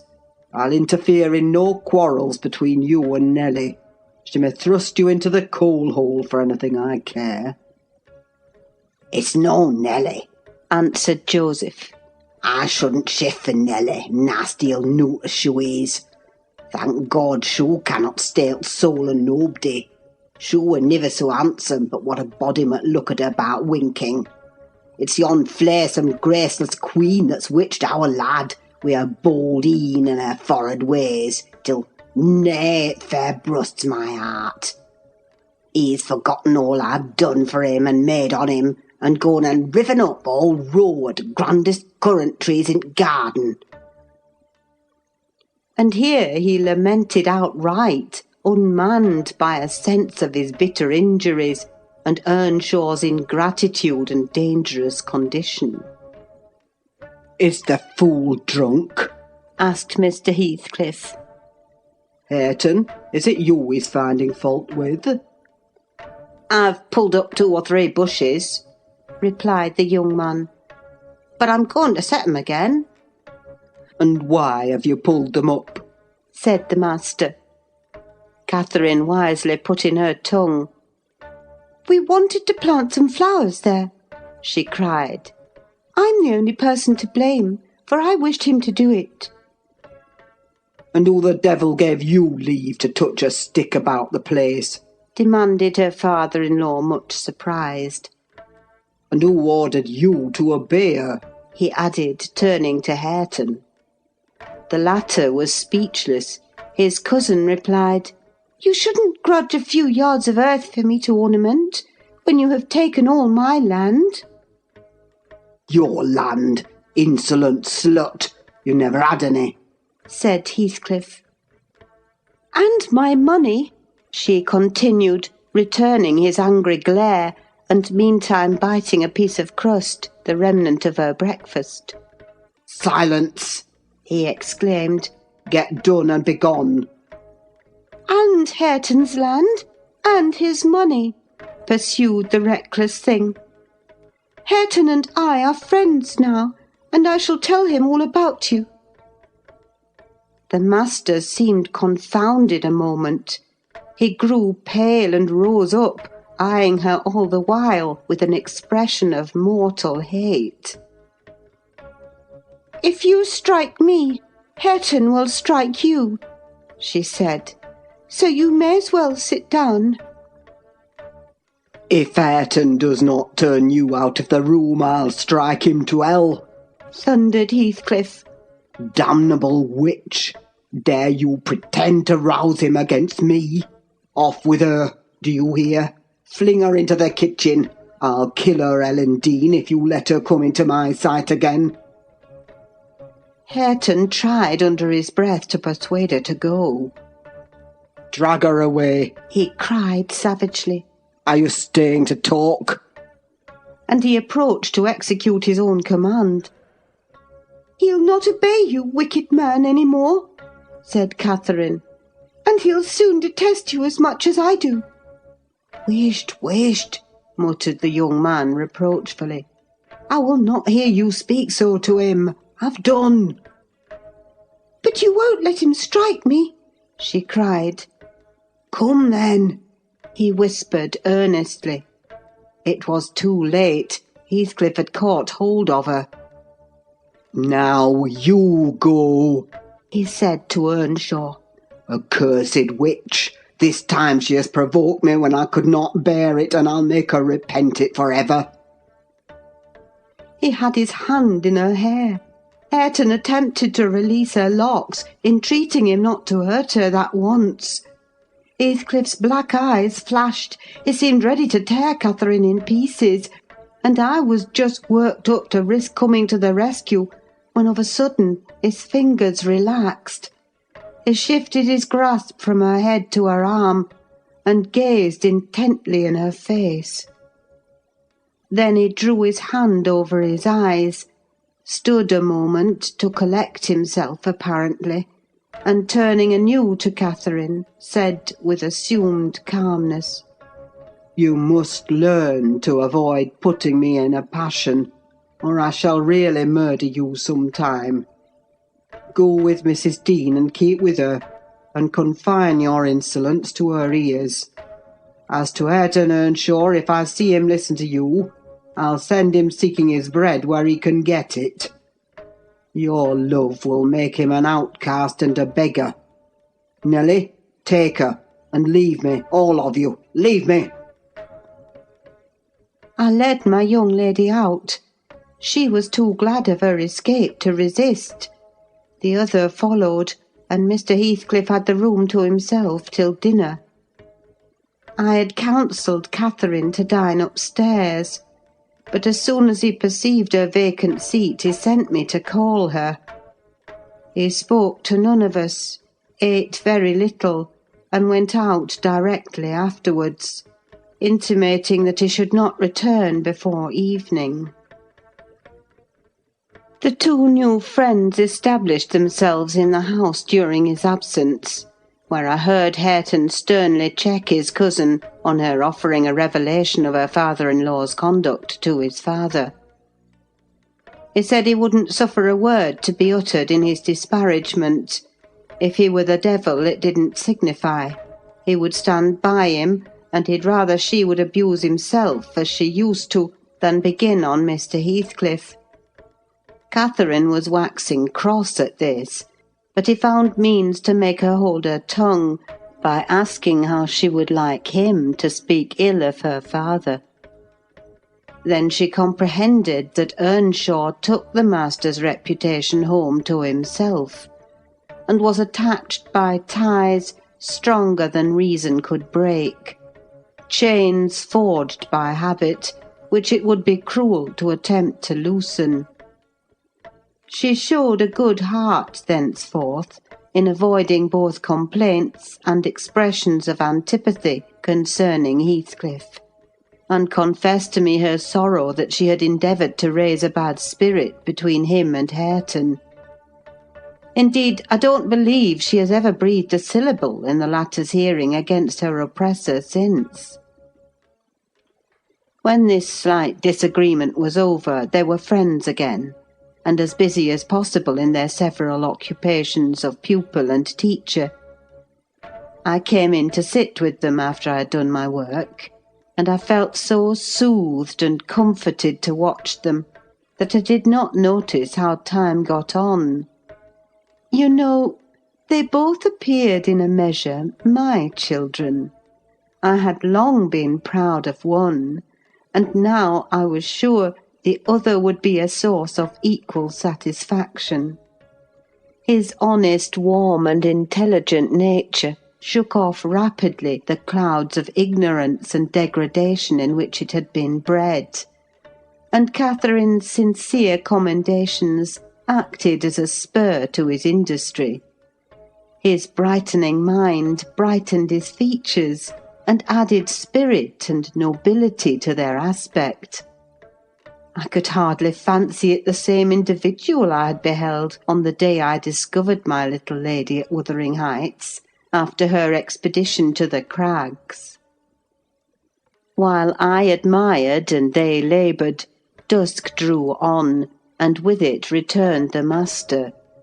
He came upon us quite unexpectedly, entering by the front way, and had a full view of the whole three, ere we could raise our heads to glance at him. Well, I reflected, there was never a pleasanter or more harmless sight, and it will be a burning shame to scold them. The red firelight glowed on their two bonny heads, and revealed their faces animated with the eager interest of children. For though he was 23 and she 18, each had so much of novelty to feel and learn, that neither experienced nor evinced the sentiments of sober, disenchanted maturity. They lifted their eyes together to encounter Mr. Heathcliff. Perhaps you have never remarked that their eyes are precisely similar, and they are those of Catherine Earnshaw. The present Catherine has no other likeness to her except a breadth of forehead and a certain arch of the nostril that makes her appear rather haughty, whether she will or not. With Hareton the resemblance is carried farther. It is singular at all times. Then it was particularly striking, because his senses were alert and his mental faculties wakened to unwonted activity. I suppose this resemblance disarmed Mr. Heathcliff. He walked to the hearth in evident agitation, but it quickly subsided as he looked at the young man. Or, I should say, altered its character, for it was there yet. He took the book from his hand and glanced at the open page, then returned it without any observation, merely signing Catherine away. Her companion lingered very little behind her, and I was about to depart also, but he bid me sit still. It is a poor conclusion, is it not? He observed, having brooded a while on the scene he had just witnessed. An absurd termination to my violent exertions. I get levers and mattocks to demolish the two houses, and train myself to be capable of working like Hercules. And when everything is ready and in my power, I find the will to lift a slate off either roof has vanished. My old enemies have not beaten me. Now would be the precise time to revenge myself on their representatives. I could do it, and none could hinder me. But where is the use? I don't care for striking. I can't take the trouble to raise my hand. That sounds as if I had been labouring the whole time, only to exhibit a fine trait of magnanimity. It is far from being the case. I have lost the faculty of enjoying their destruction, and I am too idle to destroy for nothing. Nelly, there is a strange change approaching. I'm in its shadow at present. I take so little interest in my daily life that I hardly remember to eat and drink. Those two who have left the room are the only objects which retain a distinct material appearance to me, and that appearance causes me pain amounting to agony. About her I won't speak, and I don't desire to think. But I earnestly wish she were invisible. Her presence invokes only maddening sensations. He moves me differently. And yet, if I could do it without seeming insane, I'd never see him again. You'll perhaps think me rather inclined to become so, he added, making an effort to smile, if I try to describe the 1,000 forms of past associations and ideas he awakens or embodies. But you'll not talk of what I tell you, and my mind is so eternally secluded in itself. It is tempting, at last, to turn it out to another. 5 minutes ago, Hareton seemed a personification of my youth, not a human being. I felt to him in such a variety of ways that it would have been impossible to have accosted him rationally.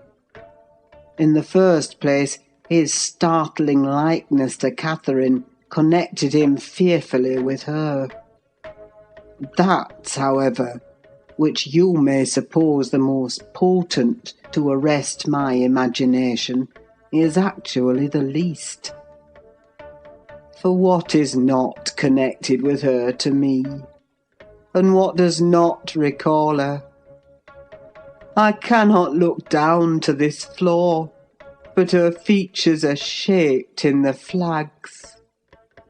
In every cloud, in every tree, filling the air at night, and caught by glimpses in every object by day, I am surrounded with her image. The most ordinary faces of men and women, my own features, mock me with a resemblance. The entire world is a dreadful collection of memoranda that she did exist, and that I have lost her. Well, Hareton's aspect was the ghost of my immortal love, of my wild endeavours to hold my right, my degradation, my pride, my happiness, and my anguish.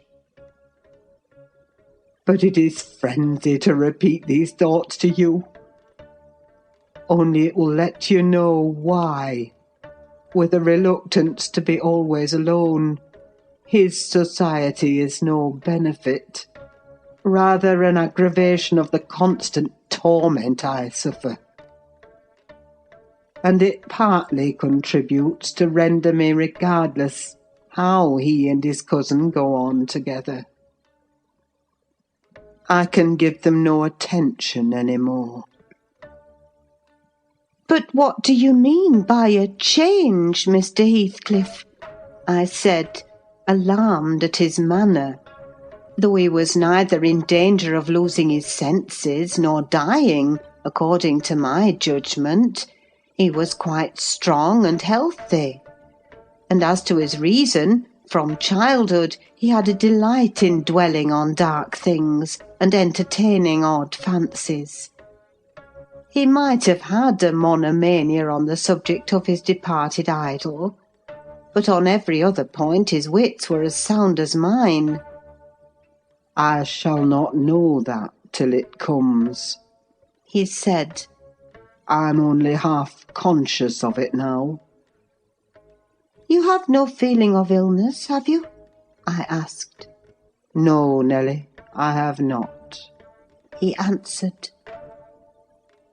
"Then you are not afraid of death?" I pursued. Afraid? No, he replied.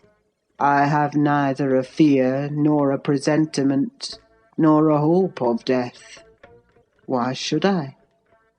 With my hard constitution and temperate mode of living, and unperilous occupations, I ought to and probably shall remain above ground till there is scarcely a black hair on my head. And yet I cannot continue in this condition. I have to remind myself to breathe, almost to remind my heart to beat. And it is like bending back a stiff spring. It is by compulsion that I do the slightest act, not prompted by one thought. And by compulsion that I notice anything alive or dead which is not associated with one universal idea.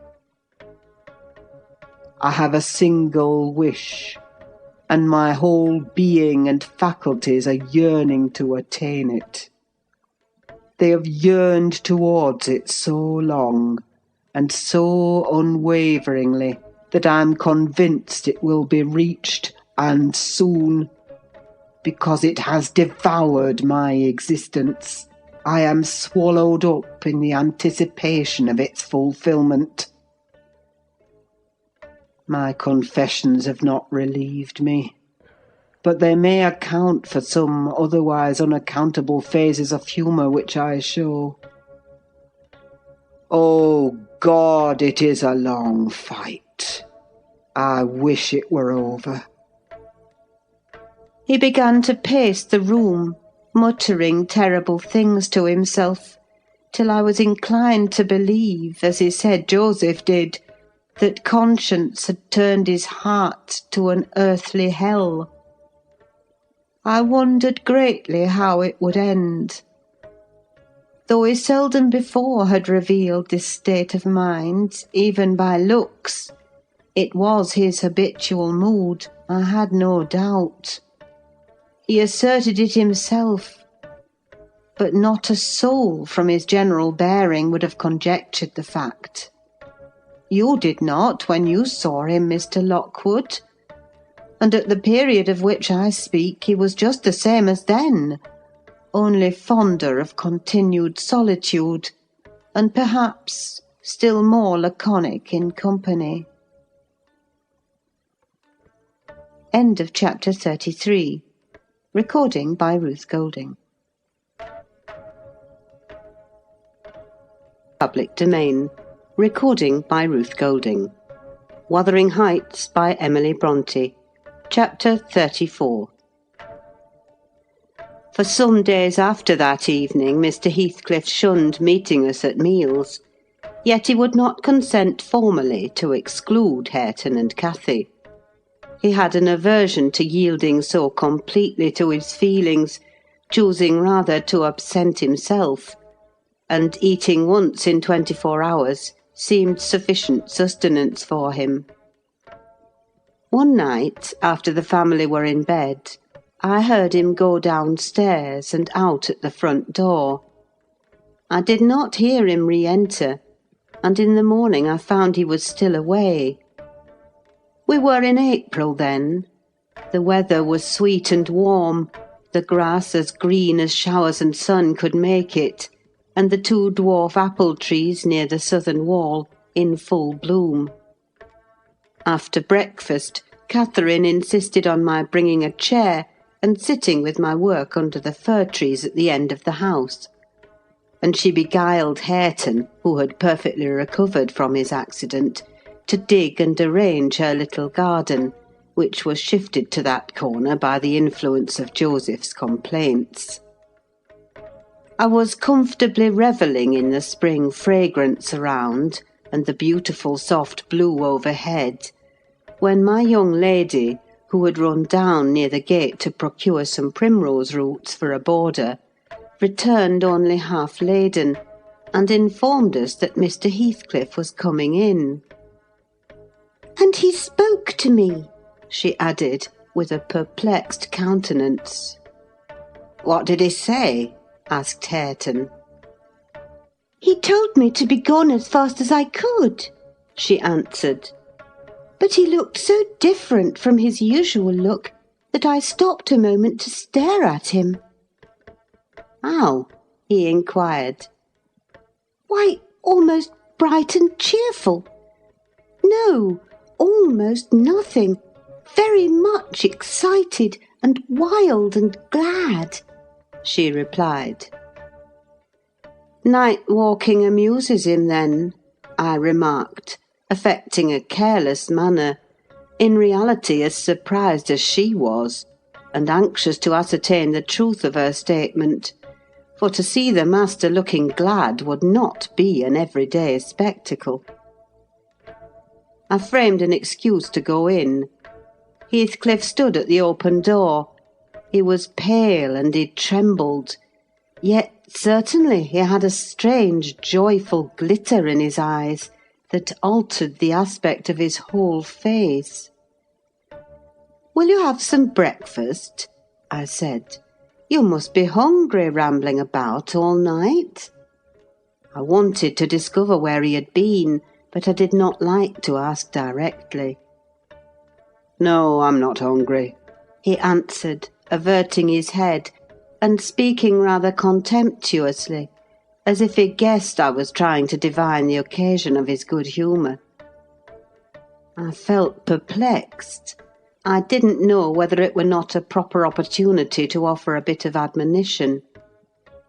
"I don't think it right to wander out of doors," I observed, instead of being in bed.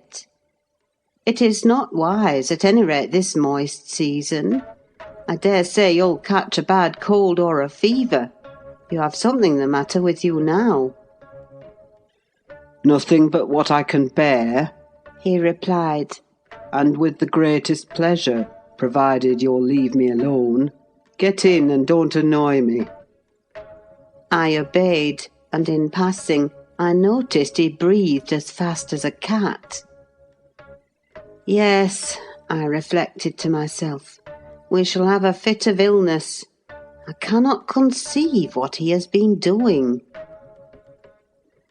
That noon he sat down to dinner with us, and received a heaped-up plate from my hands, as if he intended to make amends for previous fasting. I've neither cold nor fever, Nelly, He remarked, in allusion to my morning's speech. and I'm ready to do justice to the food you give me.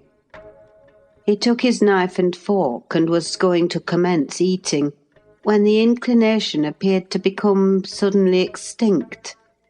He laid them on the table, looked eagerly towards the window, then rose and went out. We saw him walking to and fro in the garden while we concluded our meal, and Earnshaw said he'd go and ask why he would not dine. He thought we had grieved him some way. "Well, is he coming?" cried Catherine when her cousin returned. "Nay," he answered, "but he's not angry. He seemed rarely pleased indeed, only I made him impatient by speaking to him twice, and then he bid me be off to you. He wondered how I could want the company of anybody else." I set his plate to keep warm on the fender, and after an hour or two he re-entered, when the room was clear, in no degree calmer, the same unnatural, it was unnatural, appearance of joy under his black brows, the same bloodless hue, and his teeth visible now and then in a kind of smile. His frame shivering, not as one shivers with chill or weakness, but as a tight stretched cord vibrates, a strong thrilling rather than trembling. I will ask what is the matter, I thought, or who should? And I exclaimed, "Have you heard any good news, Mr. Heathcliff? You look uncommonly animated." Where should good news come from to me? He said. I'm animated with hunger, and seemingly I must not eat. "Your dinner is here," I returned. "Why won't you get it?" I don't want it now. He muttered hastily. I'll wait till supper. And Nelly, once for all, let me beg you to warn Hareton and the other away from me. I wish to be troubled by nobody. I wish to have this place to myself. "Is there some new reason for this banishment?" I inquired. "Tell me why you are so queer, Mr. Heathcliff. Where were you last night? I'm not putting the question through idle curiosity, but—" You are putting the question through very idle curiosity, he interrupted with a laugh. Yet I'll answer it. Last night I was on the threshold of hell. Today I am within sight of my heaven. I have my eyes on it, hardly 3 feet to sever me. And now you'd better go. You'll neither see nor hear anything to frighten you if you refrain from prying. Having swept the hearth and wiped the table, I departed, more perplexed than ever. He did not quit the house again that afternoon, and no one intruded on his solitude, till at 8 o'clock I deemed it proper, though unsummoned, to carry a candle and his supper to him. He was leaning against the ledge of an open lattice, but not looking out. His face was turned to the interior gloom.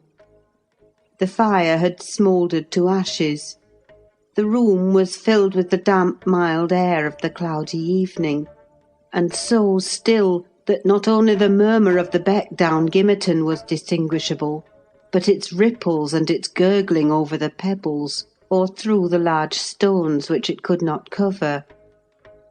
I uttered an ejaculation of discontent at seeing the dismal grate, and commenced shutting the casements one after another, till I came to his. "Must I close this?" I asked, in order to rouse him, for he would not stir. The light flashed on his features as I spoke. "Oh, Mr. Lockwood, I cannot express what a terrible start I got by the momentary view. Those deep black eyes, that smile and ghastly paleness. It appeared to me not Mr. Heathcliff, but a goblin, and in my terror I let the candle bend towards the wall, and it left me in darkness. "Yes, close it," He replied in his familiar voice. "There, that is pure awkwardness. Why did you hold the candle horizontally? Be quick and bring another." I hurried out in a foolish state of dread, and said to Joseph, "The master wishes you to take him a light and rekindle the fire," for I dared not go in myself again just then. Joseph rattled some fire into the shovel and went, but he brought it back immediately with the supper tray in his other hand, explaining that Mr. Heathcliff was going to bed, and he wanted nothing to eat till morning. We heard him mount the stairs directly. He did not proceed to his ordinary chamber, but turned into that with the panelled bed. Its window, as I mentioned before, is wide enough for anybody to get through, and it struck me that he plotted another midnight excursion, of which he had rather we had no suspicion. "Is he a ghoul or a vampire?" I mused. I had read of such hideous incarnate demons. And then I set myself to reflect how I had tended him in infancy, and watched him grow to youth, and followed him almost through his whole course, and what absurd nonsense it was to yield to that sense of horror. But where did he come from, the little dark thing, harboured by a good man to his bane, muttered superstition, as I dozed into unconsciousness. And I began, half dreaming, to weary myself with imagining some fit parentage for him, and repeating my waking meditations, I tracked his existence over again, with grim variations, at last picturing his death and funeral, of which all I can remember is being exceedingly vexed at having the task of dictating an inscription for his monument, and consulting the sexton about it, and as he had no surname and we could not tell his age, we were obliged to content ourselves with the single word Heathcliff. That came true, we were. If you enter the kirkyard, you'll read on his headstone only that, and the date of his death. Dawn restored me to common sense. I rose and went into the garden as soon as I could see, to ascertain if there were any footmarks under his window. There were none. He has stayed at home, I thought, and he'll be all right to-day. I prepared breakfast for the household, as was my usual custom, but told Hareton and Catherine to get theirs ere the master came down, for he lay late. They preferred taking it out of doors under the trees, and I set a little table to accommodate them. On my re-entrance I found Mr. Heathcliff below. He and Joseph were conversing about some farming business. He gave clear, minute directions concerning the matter discussed, but he spoke rapidly, and turned his head continually aside, and had the same excited expression, even more exaggerated. When Joseph quitted the room, he took his seat in the place he generally chose, and I put a basin of coffee before him. He drew it nearer, and then rested his arms on the table and looked at the opposite wall, as I supposed, surveying one particular portion, up and down, with glittering, restless eyes, and with such eager interest that he stopped breathing during half a minute together. "Come now," I exclaimed, pushing some bread against his hand. "Eat and drink that while it is hot. It has been waiting near an hour." He didn't notice me, and yet he smiled. I'd rather have seen him gnash his teeth than smile so. "Mr. Heathcliff, master!" I cried. "Don't, for God's sake, stare as if you saw an unearthly vision." "Don't, for God's sake, shout so loud," he replied. "Turn round and tell me, are we by ourselves?" "Of course," was my answer. "Of course we are." Still, I involuntarily obeyed him, as if I was not quite sure. With a sweep of his hand he cleared a vacant space in front among the breakfast things, and leant forward to gaze more at his ease. Now I perceived he was not looking at the wall, for when I regarded him alone, it seemed exactly that he gazed at something within 2 yards' distance. And whatever it was, it communicated apparently both pleasure and pain in exquisite extremes. At least the anguished yet raptured expression of his countenance suggested that idea. The fancied object was not fixed either. His eyes pursued it with unwearied diligence, and even in speaking to me were never weaned away. I vainly reminded him of his protracted abstinence from food. If he stirred to touch anything in compliance with my entreaties, if he stretched his hand out to get a piece of bread, his fingers clenched before they reached it, and remained on the table, forgetful of their aim. I sat, a model of patience, trying to attract his absorbed attention from its engrossing speculation, till he grew irritable and got up, asking why I would not allow him to have his own time in taking his meals, and saying that on the next occasion I needn't wait, I might set the things down and go. Having uttered these words, he left the house, slowly sauntered down the garden path, and disappeared through the gate. The hours crept anxiously by. Another evening came. I did not retire to rest till late, and when I did, I could not sleep. He returned after midnight, and instead of going to bed, shut himself into the room beneath. I listened and tossed about, and finally dressed and descended. It was too irksome to lie there, harassing my brain with 100 idle misgivings. I distinguished Mr. Heathcliff's step, restlessly measuring the floor, and he frequently broke the silence by a deep inspiration, resembling a groan. He muttered detached words also.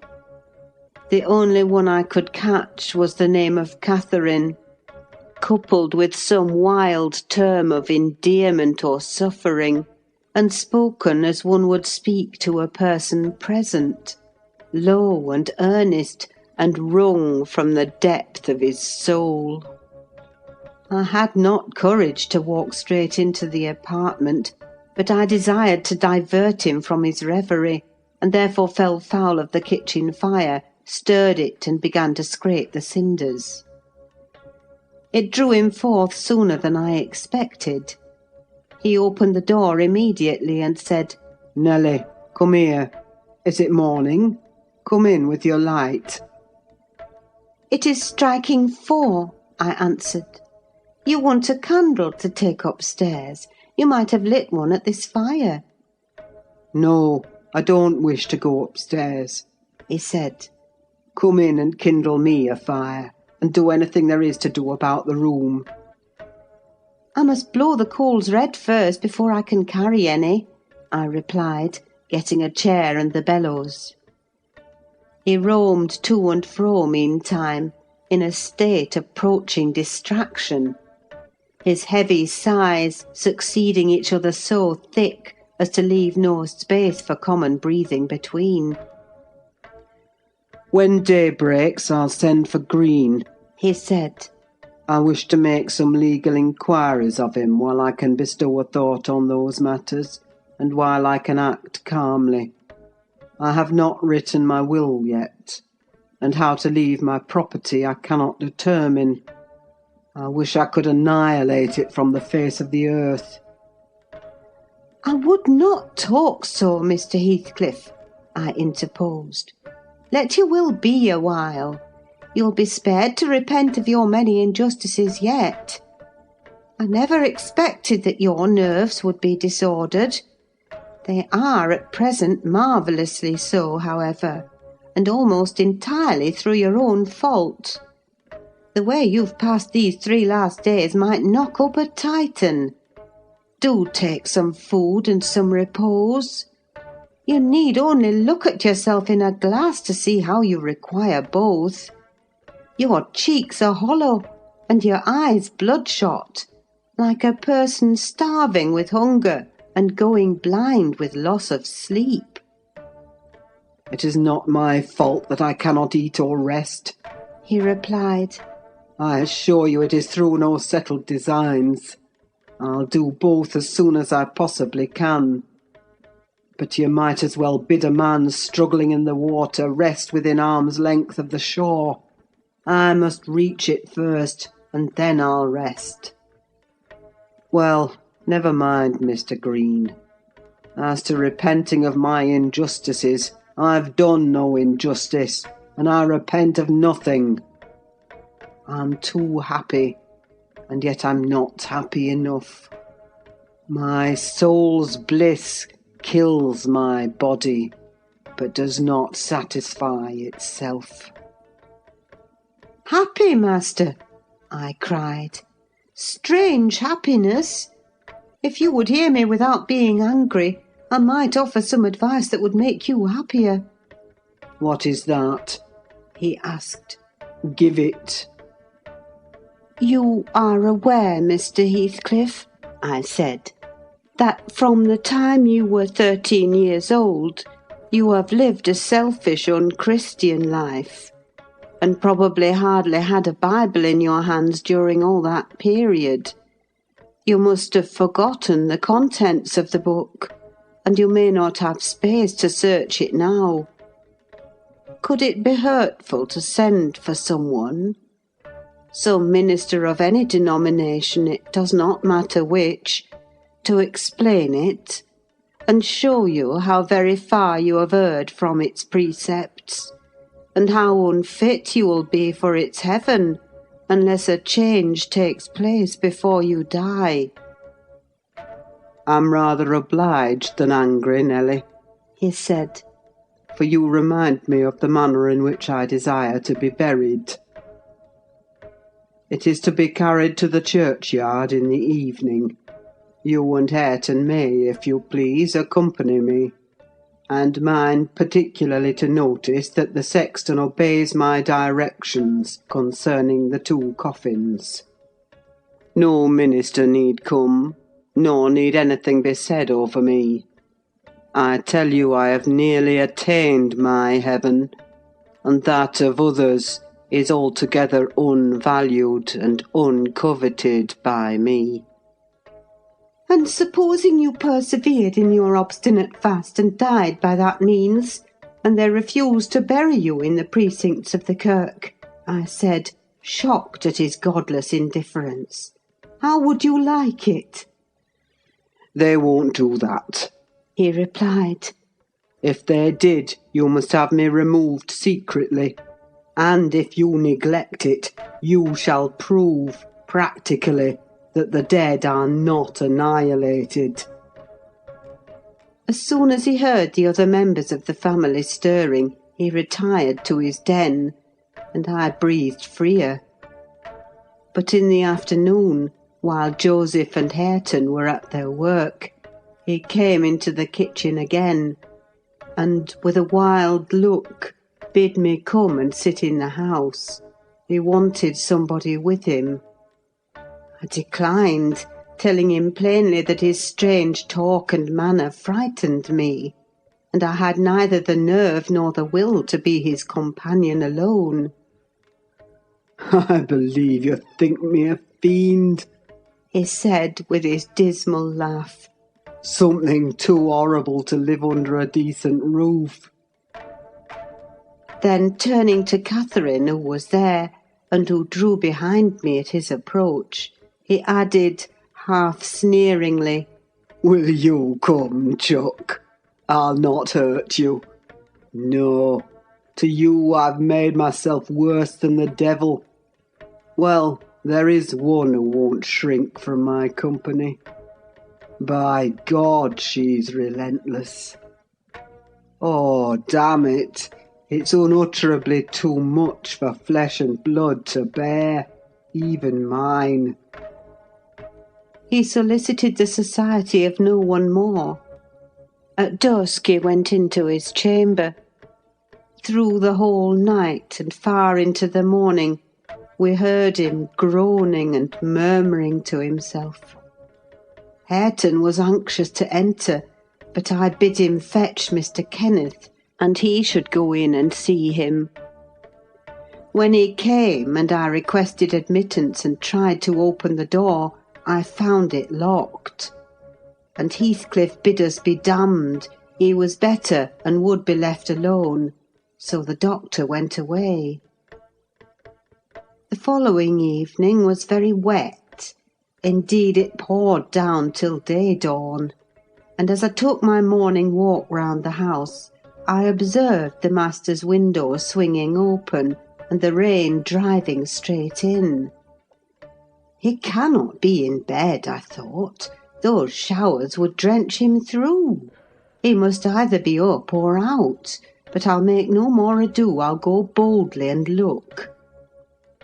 Having succeeded in obtaining entrance with another key, I ran to unclose the panels, for the chamber was vacant. Quickly pushing them aside, I peeped in. Mr. Heathcliff was there, laid on his back. His eyes met mine so keen and fierce, I started, and then he seemed to smile. I could not think him dead, but his face and throat were washed with rain, the bedclothes dripped, and he was perfectly still. The lattice, flapping to and fro, had grazed one hand that rested on the sill. No blood trickled from the broken skin, and when I put my fingers to it, I could doubt no more. He was dead and stark. I hasped the window. I combed his black long hair from his forehead. I tried to close his eyes, to extinguish, if possible, that frightful, lifelike gaze of exultation before anyone else beheld it.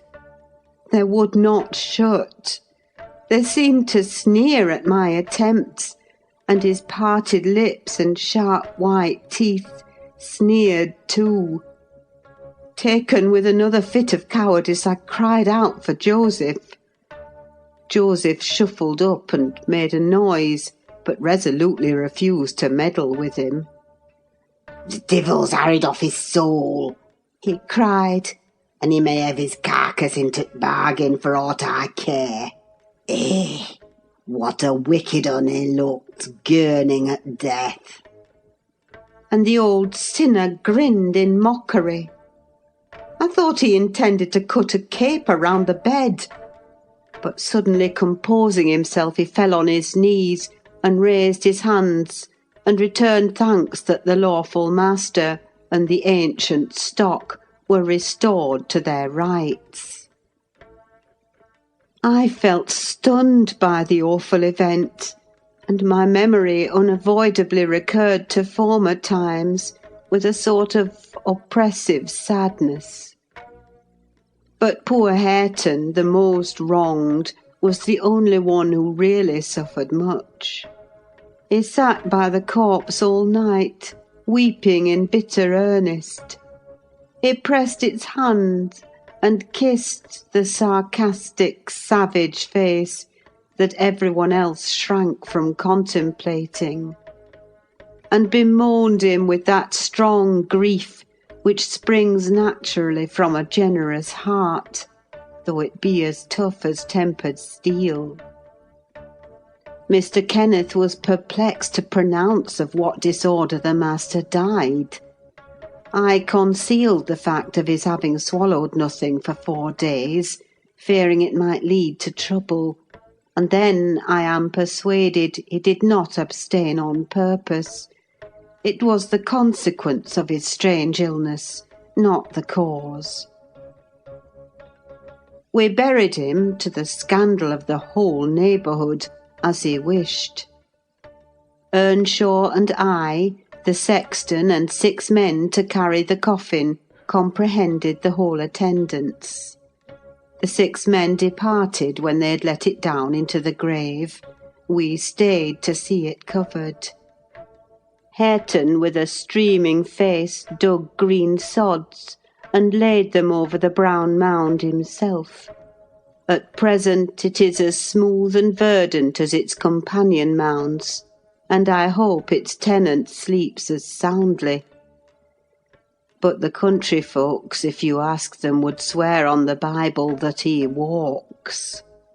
There are those who speak to having met him near the church, and on the moor, and even within this house. Idle tales, you'll say, and so say I.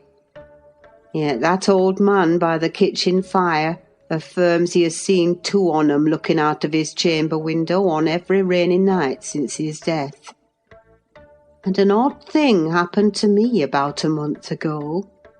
I was going to the Grange one evening, a dark evening threatening thunder, and just at the turn of the heights I encountered a little boy with a sheep and 2 lambs before him. He was crying terribly, and I supposed the lambs were skittish and would not be guided. "What is the matter, my little man?" I asked. "There's Heathcliff and a woman yonder under the knob," he blubbered, "and a Danno possum." I saw nothing, but neither the sheep nor he would go on, so I bid him take the road lower down. He probably raised the phantoms from thinking, as he traversed the moors alone, on the nonsense he had heard his parents and companions repeat. Yet still, I don't like being out in the dark now, and I don't like being left by myself in this grim house. I cannot help it. I shall be glad when they leave it and shift to the Grange. "They are going to the Grange, then?" I said. "Yes," answered Mrs. Dean, "as soon as they are married, and that will be on New Year's Day." "And who will live here then?" "Why, Joseph will take care of the house, and perhaps a lad to keep him company. They will live in the kitchen, and the rest will be shut up." "For the use of such ghosts as choose to inhabit it?" I observed. "No, Mr. Lockwood," said Nelly, shaking her head. "I believe the dead are at peace, but it is not right to speak of them with levity." At that moment the garden gate swung to. The ramblers were returning. "They are afraid of nothing," I grumbled, watching their approach through the window. "Together they would brave Satan and all his legions." As they stepped onto the door-stones and halted to take a last look at the moon, or more correctly, at each other by her light, I felt irresistibly impelled to escape them again, and pressing a remembrance into the hand of Mrs. Dean, and disregarding her expostulations at my rudeness, I vanished through the kitchen as they opened the house door, and so should have confirmed Joseph in his opinion of his fellow servant's gay indiscretions, had he not fortunately recognised me for a respectable character by the sweet ring of a sovereign at his feet. My walk home was lengthened by a diversion in the direction of the kirk. When beneath its walls, I perceived decay had made progress even in 7 months. Many a window showed black gaps deprived of glass, and slates jutted off here and there beyond the right line of the roof, to be gradually worked off in coming autumn storms. I sought and soon discovered the 3 headstones on the slope next the moor, the middle one grey and half buried in the heath, Edgar Linton's only harmonised by the turf and moss creeping up its foot, Heathcliff's still bare. I lingered round them under that benign sky, watched the moths fluttering among the heath and harebells, listened to the soft wind breathing through the grass, and wondered how anyone could ever imagine unquiet slumbers for the sleepers in that quiet earth. End of chapter 34 and end of Wuthering Heights by Emily Brontë. Recording by Ruth Golding.